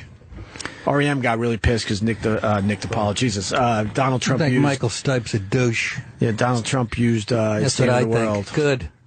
Keep using it. It pisses off him. You don't like Michael Stipe? He's a douche. Have you met him? Nope. Is that how it works now? I gotta meet somebody? No, you they're a don't. douche? Sometimes you just know, Nick. Fucking. As soon as you see someone, sometimes you just know. I'm with you. You don't need to even have a conversation with the person. Oh, I don't know. I think that's narrowness of mind. Yeah, But I these call are- it prejudging, and I love it. But these artists don't care if some right-wing person buys their music, right? Of course not. They don't give Fuck a him. fuck. But if it's a politician Yeah. that's a little, He's trying to change the world with his differently, music. Fuck off. then they get all fucking pissed off. That's a guitar. You want to take one quick break? All right, we're going to do a very quick break, and then we're going to get some live music for the people out there. Yeah. Glenn Hansard from The Frames, and from that whole Once movie and all that, and other things. So stay there. This is Opie Radio, Sirius 206, XM 103. The show is back. We're back. The radio show is back, live. Nick has moved to my left. Glenn Hansard has just walked in. He's sitting to my right. You have two instruments. That's obviously a guitar. What is that? Just can't decide what I'm going to play, but that's a mandolin. Oh, okay. Yeah. If you play one, can you kind of almost play the other? I'll play the other, I promise. No, I don't mean that. I mean, does playing one just make you automatically good at the other? Yeah, because the mandolin's basically a guitar upside down. Okay, I've never First played one. an instrument. What's why do we need the mandolin? Because it's a tone. Cause It's a nice, sweet instrument. Very different tone. Yeah. Where are you at with the lute? Never picked one up. Thank you. Never. Then I love Sting you. plays the lute now. I believe that. I'd never let that one go, Jimmy. We saw Sting. And his loot, when he went on that loot phase, by the way, he doesn't give a fuck about the loot anymore. But, at the time, he was praising the loot, and we should all be listening to more music done with the loot, blah, blah, blah. Jimmy and I went and saw him, and here's your first mistake. He finally played a police song at the end of the damn thing after sitting through about 40 minutes of loot songs. Yeah. The advantage was we fell in love, so that was kind of the nice part. What? We did? You did. You're from Ireland, right? I am. Are you a big... I like Ronnie Drew. I love Ronnie. Did you ever work with him? I did. What was he like? Well, I drank with him. Did you really? Yeah. He seemed like a guy who drank a lot. I don't know who Ronnie One of Drew the is. Dubliners. Oh, okay. You've turned me on to some of that music. I really enjoyed him. I don't think a lot of people... I don't hear him spoken about that much, but I forget how I even landed on him. I think I went from Eric Bogle to him. I like these... I guess they're famous in Ireland, right? Well, the English have the Royals and we have the Dubliners. So he was a hard drinker? He was... Well, he had his moments. He had times when he was off it, too. And when he was off it, that meant he was just drinking a little bit. Shane McGowan cleaned up at all? No. Okay. Yeah, he's a mess. There's a documentary on him, too, where he's just in a drunken stupor, just singing in a bar. Nice. And they're like, shh, he's singing, and he's just... I don't know, do you know the song he was singing in that documentary? No. All right, cool. I'll shut up now. He can play. I kind of want to know now, Yeah, Jimmy. I'm going to look it up on YouTube. I don't know. It was something online. I just became fascinated with Shane McGowan. Yeah, he's amazing, and he's a lot more acute a lot more with it than he pretends. Oh, I'm sure he is. Yeah. You were able to drop out of school at 13 for real? No. Oh. Your parents let you drop out of school at 13? Yeah, they were kind of busy being themselves. What were they doing? Nice way of putting it. Were they hippies or beautiful. alcoholics? Irish poetry right Bit there. of both. Yeah, Okay. yeah. So they didn't give a crap what you did? Well, it wasn't that they didn't give a crap. They were just busy. But 13, Like, that's all right, I'd understand. man. You go do your 16, 17, 13 is Well, I mean, 7th grade, the school right? I went to had 45 people in the class, and all my family dropped out before 13. So, okay. I would have been sort of. They would have been proud of me. Right. You don't have to deal with high school or anything. Nothing. Didn't have to do it. Oh, you rule. No. What did you do? Damn it. I played music on the street, and I hung out with different people and people who weren't from my neighborhood, and got a bit of perspective on the world, and moved out. How long before you made money doing it? I made money straight away. Oh, okay. Not a lot, but on the street? Yeah. It's a real artist.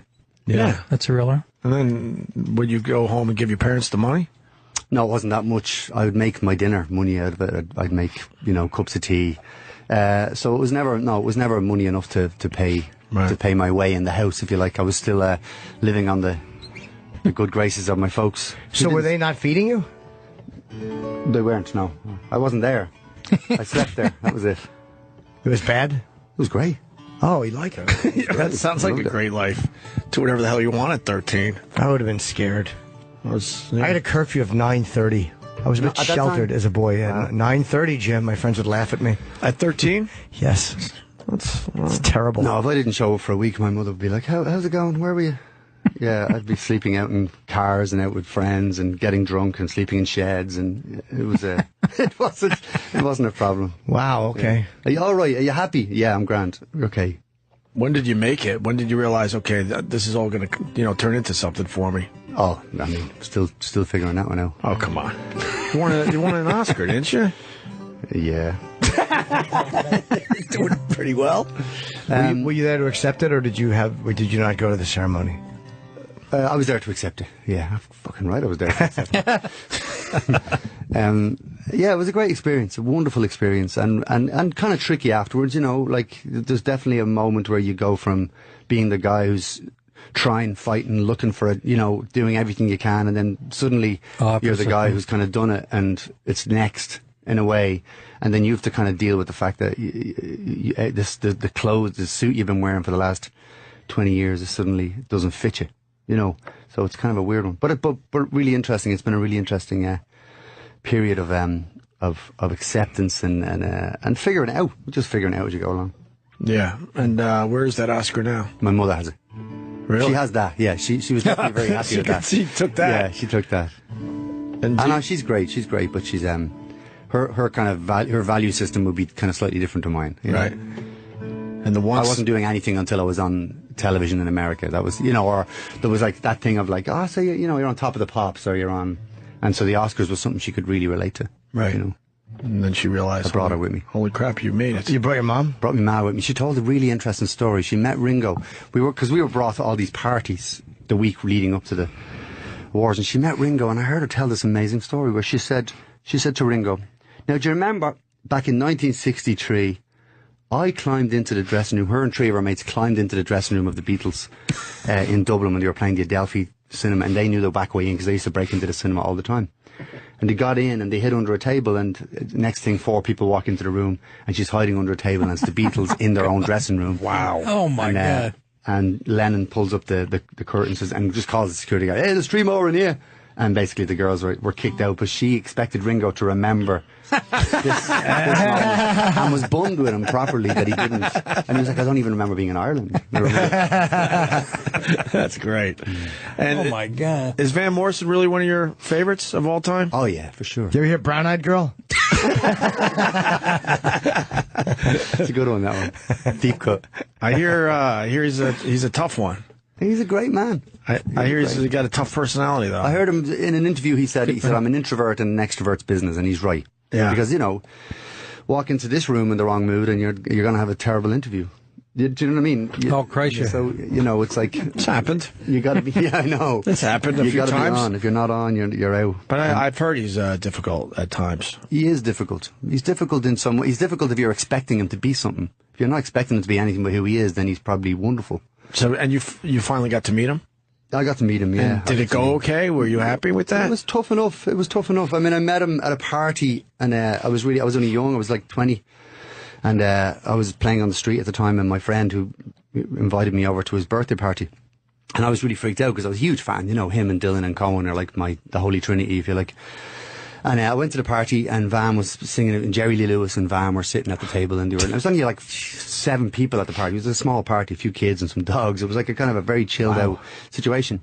And when dinner was finished, Van was, had a few drinks, and he was, he started singing all Hank Williams and Blue Sky Boys songs, and Jerry Lee was kind of singing harmonies with him. It was an amazing situation to watch. Awesome. And as a fan, I'm sitting there blown away at Van kind of, having a bit of a laugh. And at one point he says, any requests? And I said to him, Van, Hungry for Your Love. Hungry for Your Love was from Wavelength, one of his 80s records. I wasn't trying to be deep. I was just, Right. I just loved the song. Right. And he looked at me and he says, "You don't know me." And I was like, "Oh, well, yeah, okay." And I kind of was like, "Okay." And I walked out of the room, and basically the woman who kind of put the party on came out and she says, "Look, that's just Van. He's like that. Come back in. It's cool. Don't let that upset you. That's just his." That's his kind That's of. his opening line. That's kind of where he meets everyone, Yeah. And I came back into the room, decided not to ask him anything, and then Marina said, "He said, anyone else want to hear someone take this?" And Marina said, "Give it to Glenn." And so he handed me the guitar, and I sang a song, one of mine, and then he came back into the room, and he looked at me, and he said, "What did you want me to sing?" And I said, "Hungry for Your Love." He says, "Do you know it?" I said, "I do." He says, "Well, play it." And so I played it. And so he made me play his song to him, and he started singing harmonies to me. We're sitting there. And so then, and then we sang a Dylan song, "It's All Over Now, Baby Blue," and he took the first verse, I took the second, and then he took me, he says, "Right, come on." And we went into another room, just me and him, and he handed me the guitar, and he says, "Right, sing." And that was all he said to me. So I sang him a song, he took the guitar, "What do you want to hear?" And I play, I got to hear Madam George. I got to hear like most of the stuff that I really always loved. One Irish Rover, all these great songs from his canon. And the sun came up, and Van and me never left the room. So in a way, it was kind of an amazing situation. How old were you, Glenn? 20. You were 20. And at the end of the night, when his girlfriend came in and said, "Look, it's time, Van. We got to go." It was like 8 a.m. He said, he stood up and he says, "Okay, nice voice, nice songs, blah blah blah." And he tapped me on the shoulder and he walked out. But what he had given me was a whole night of songs, a whole night of sitting there watching a master, sort of give it, like sort of show. I ran out of songs by 4 o'clock. He was, by 4 o'clock. He was still blasting through them. Do you wish I had a video of that? You probably. Oh, I do in my head, yeah. I have it. Yeah. Oh, you do have a video? No, in I've his got head. it in In your head. I remember it. What a fun thing to meet your hero and get to sing songs to them. That's all I want with Ozzy is for us to just sit in a room and sing to each other. That happened with me and Bobby Collins. But you got a relationship with your hero. No, but yeah, that's Jimmy. cool what are you whining about? Jimmy grew up a huge Sabbath fan and Ozzy fan, and they certainly have a relationship now. But I just like the idea of actually being in the same business. Like, it's cool that Van respected his performing ability and his singing, obviously. Right. That he wanted to hear him sing. I think Van to sort of not get too deep into it, but I think Van relates more on the level of let's play music, let's not talk. There was no talking. And that's, again, to come back to Ronnie, that was one of Ronnie's things. He'd get into a cab and he'd say, Kalini, no talking. And the idea was just, I don't want to talk. I love this guy. Yeah. Ronnie Drew, he means, right? Yeah, He would tell the cabbie, no talking? No talking. I say that to the window guy. No talking, good for him. Yeah, or like if someone come up to my bar. I remember sitting with him one night, and someone came up to my bar and sitting in a bar, and someone bought him a gin and says, "Are you drinking?" He says, "What are you drinking?" Because people always, it's the thing, in Ireland, people always want to buy you a drink. It's like, as a mark of respect, if they like you at all, they buy you a drink. So if you go out, and you're liked in the city, you'll come back, you're going to be pretty fucked up. It'll kill you, like. They'll actually kill you. Yeah. And it'll be with love, But like, I remember Ronnie saying, I'm drinking a gin and tonic. I feel it helps me mind my own fucking business. He wasn't kidding. This guy's my idol. No. But he's got the right to say that. He's been approached by everyone. Man. He's met everyone he ever wants to meet. He has, right? I do like his version of I'll Tell Me Ma. Tell me ma when I go home, the boys won't leave the girls alone. It's a good one. Yeah, I don't know this stuff. I gotta brush up on it. Songs from 1910? That's an old one. Really? I don't know it. Are you sick of playing the songs from once? That puts you over the top. Like, that was an amazing moment. And no, I'm not. And I'd be honest with you, because I look at that period and I go, fuck, that was so amazing. I've never seen it. So they tell you, like, hey, we want you to write a song for a movie. Do they give you a script? Do you see the movie first? Like, how do you all of a sudden say, I want to write the song that fits the film? Or do they just take your song and put it in there? In a couple of cases, they just took a song and put it in there. In a couple of cases, they had a scene and they were like, right, I need this song to be sort of like this. And, like one song, When Your Mind's Made Up, we were still writing it the night before we shot the scene. And we needed to have the song for the scene, otherwise there's no scene. So the lyrics are unfinished. And there's a lovely there's a lot of stuff about that film that I really look back on with great fondness, because we were basically building it like in the moment. Yeah. So it's full of flaw. That song wasn't done when you guys were... Second verse isn't written.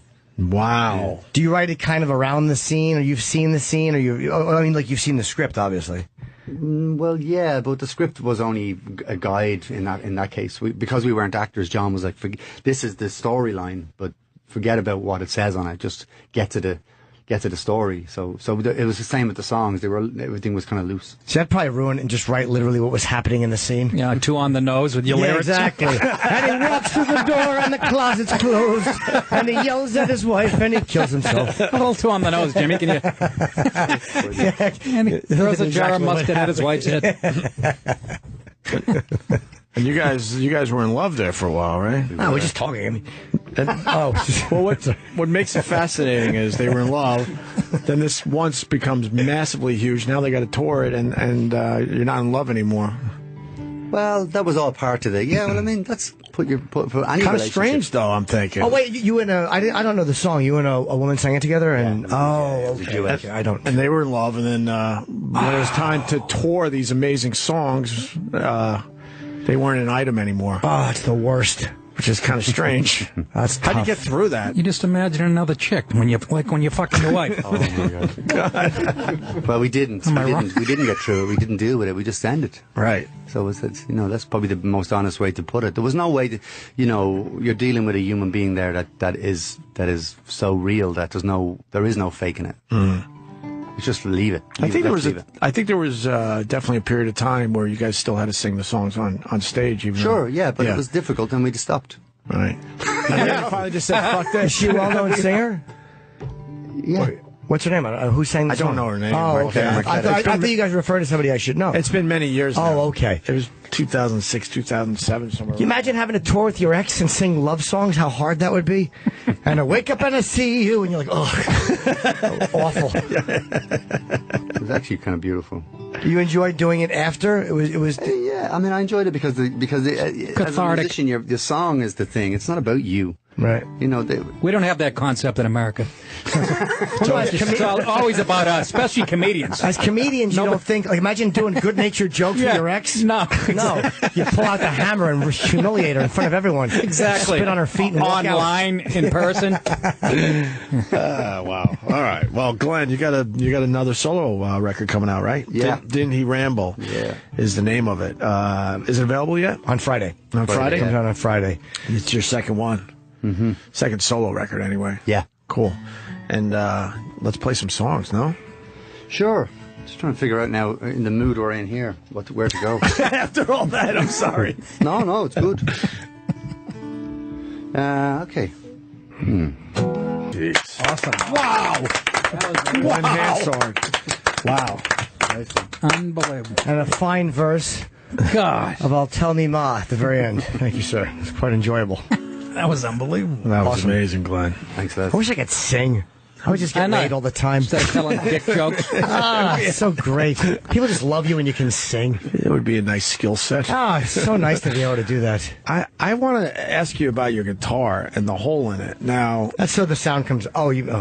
Look at that. Now, I only saw that one other time in my little radio career, and that was when we were lucky enough to have Willie Nelson in here. Lovely. And he has a huge hole in his guitar, and the guitar is older than fucking time, basically. Yeah. And it has all these autographs on it that are all fading and stuff because, you know, his sweaty palm is just erasing like Elvis Presley's autograph and stuff. That's nice. But how long have you had that guitar? A week. Got a hole like he that? just got it. It's a week off. He smashed somebody in the head with it. A few years, you know. But the wood on these guitars, like, I mean, it's a Japanese make, and the wood on them is very soft, so it's not a huge thing.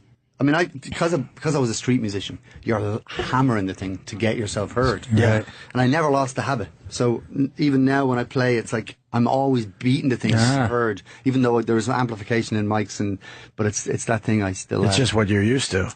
Yeah. It doesn't hurt the sound when there's a big hole in it. That's what I know. You'd think that would. I don't care. Doesn't? I mean, it doesn't affect it enough for me to notice. Okay. Yeah. I think that gives you character. That's for sure. You want to do another song? Yeah. What do you got in your mind there? What will I do for you? Yeah. I hear you do some. I'll do Winning Streak. Yeah. So will I use this thing or not?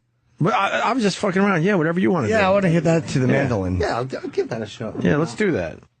I've never played this song actually without the rest of the musicians, so I don't know what it'll go like. But It'd be great if you enjoyed it more and just fired them.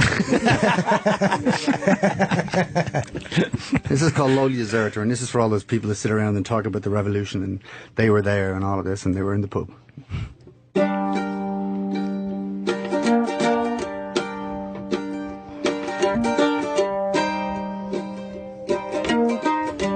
I might ask you for a little help on the brass part. What would I have to do?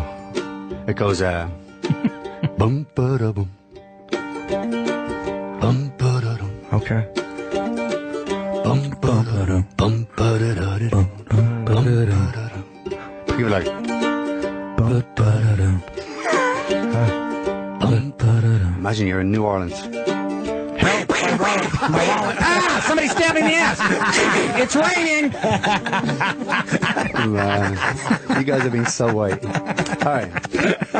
Lowly deserter, sing that old song and sing a new one for the man still in battle, far from heaven.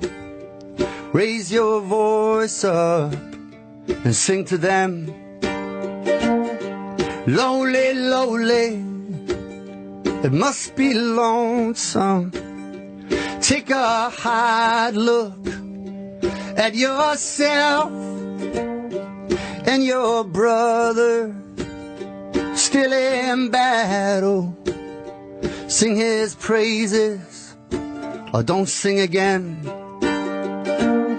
And when that question comes to find you, don't deny you never end. And when that feeling comes to take you walking the streets of hell.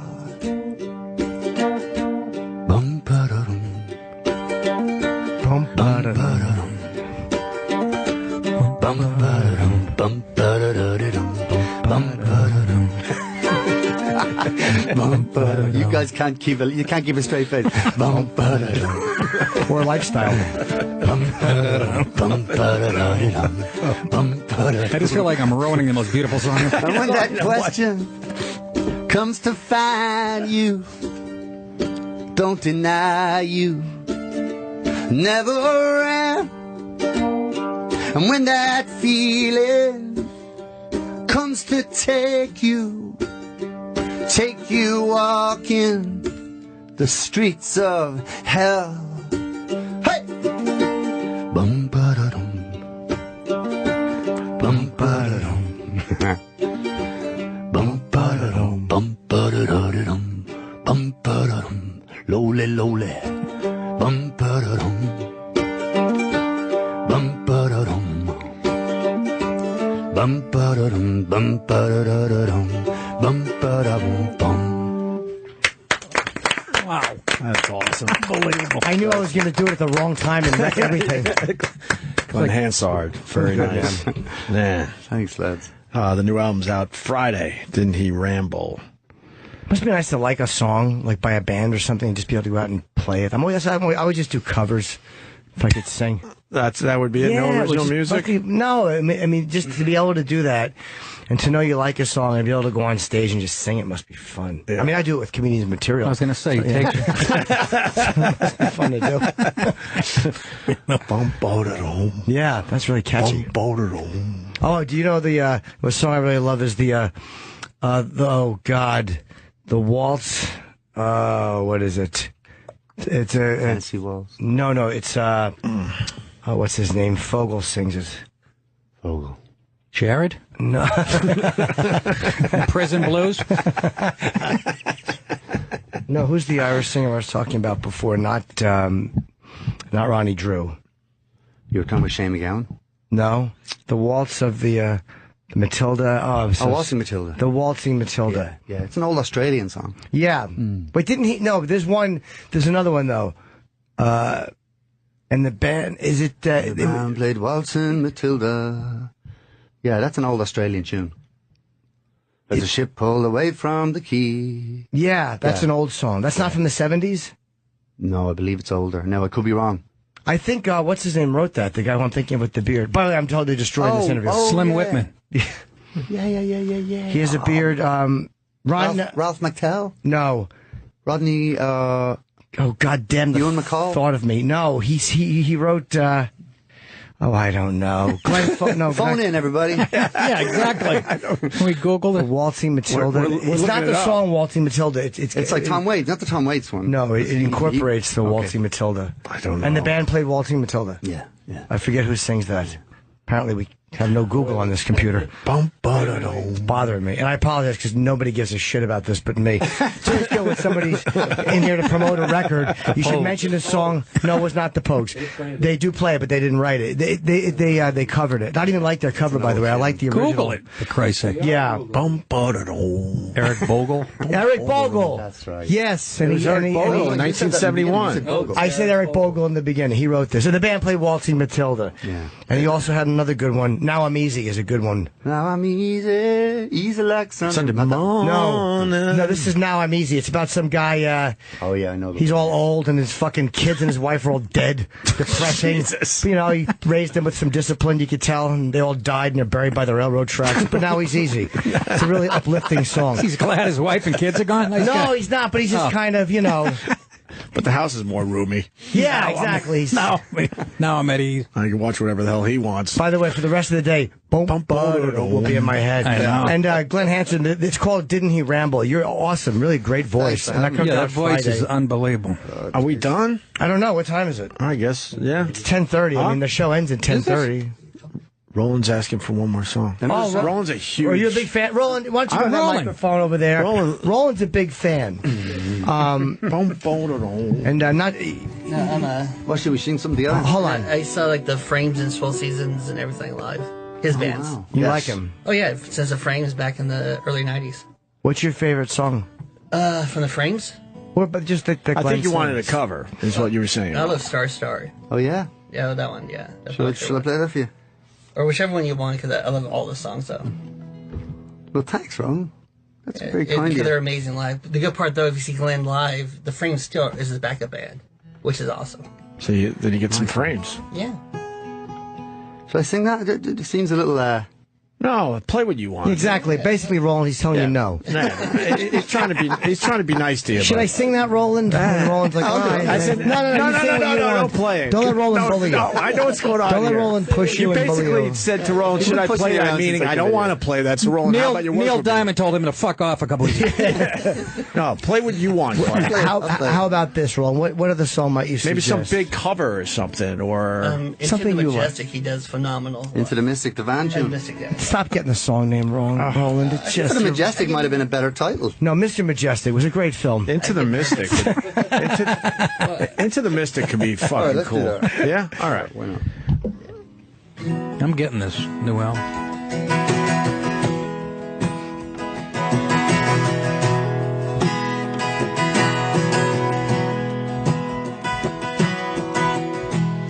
We were born before the wind, and we're so much younger than the sun. And every bonny boat was one as we sailed into the mystic.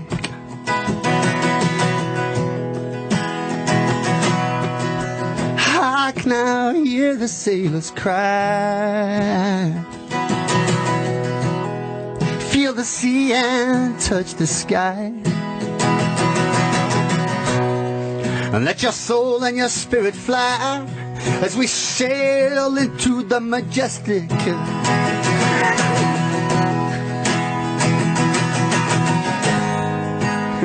And when that foghorn blows, you know I will be coming home. And when that foghorn whistle blows, I wanna hear it.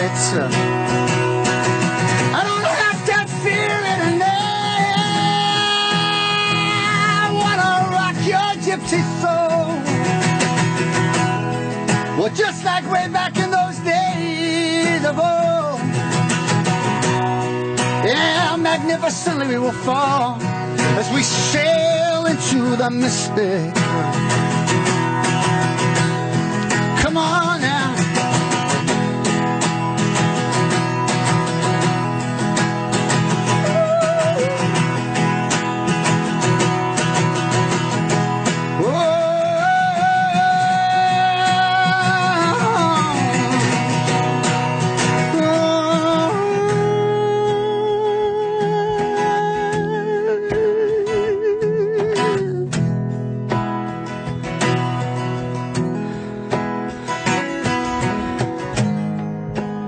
And when that foghorn blows, you know I will be coming home. And when that foghorn whistle blows, I wanna hear it. Yeah. I don't have to fear it, and I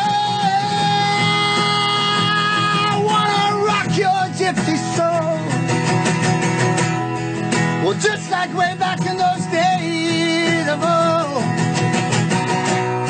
Yeah, together we will fall as we sail into the mystic. Come on now.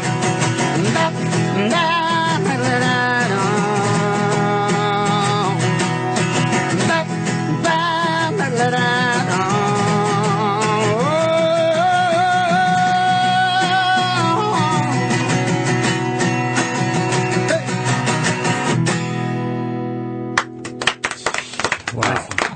You gotta be kidding me. Glenn Hansard. Wow.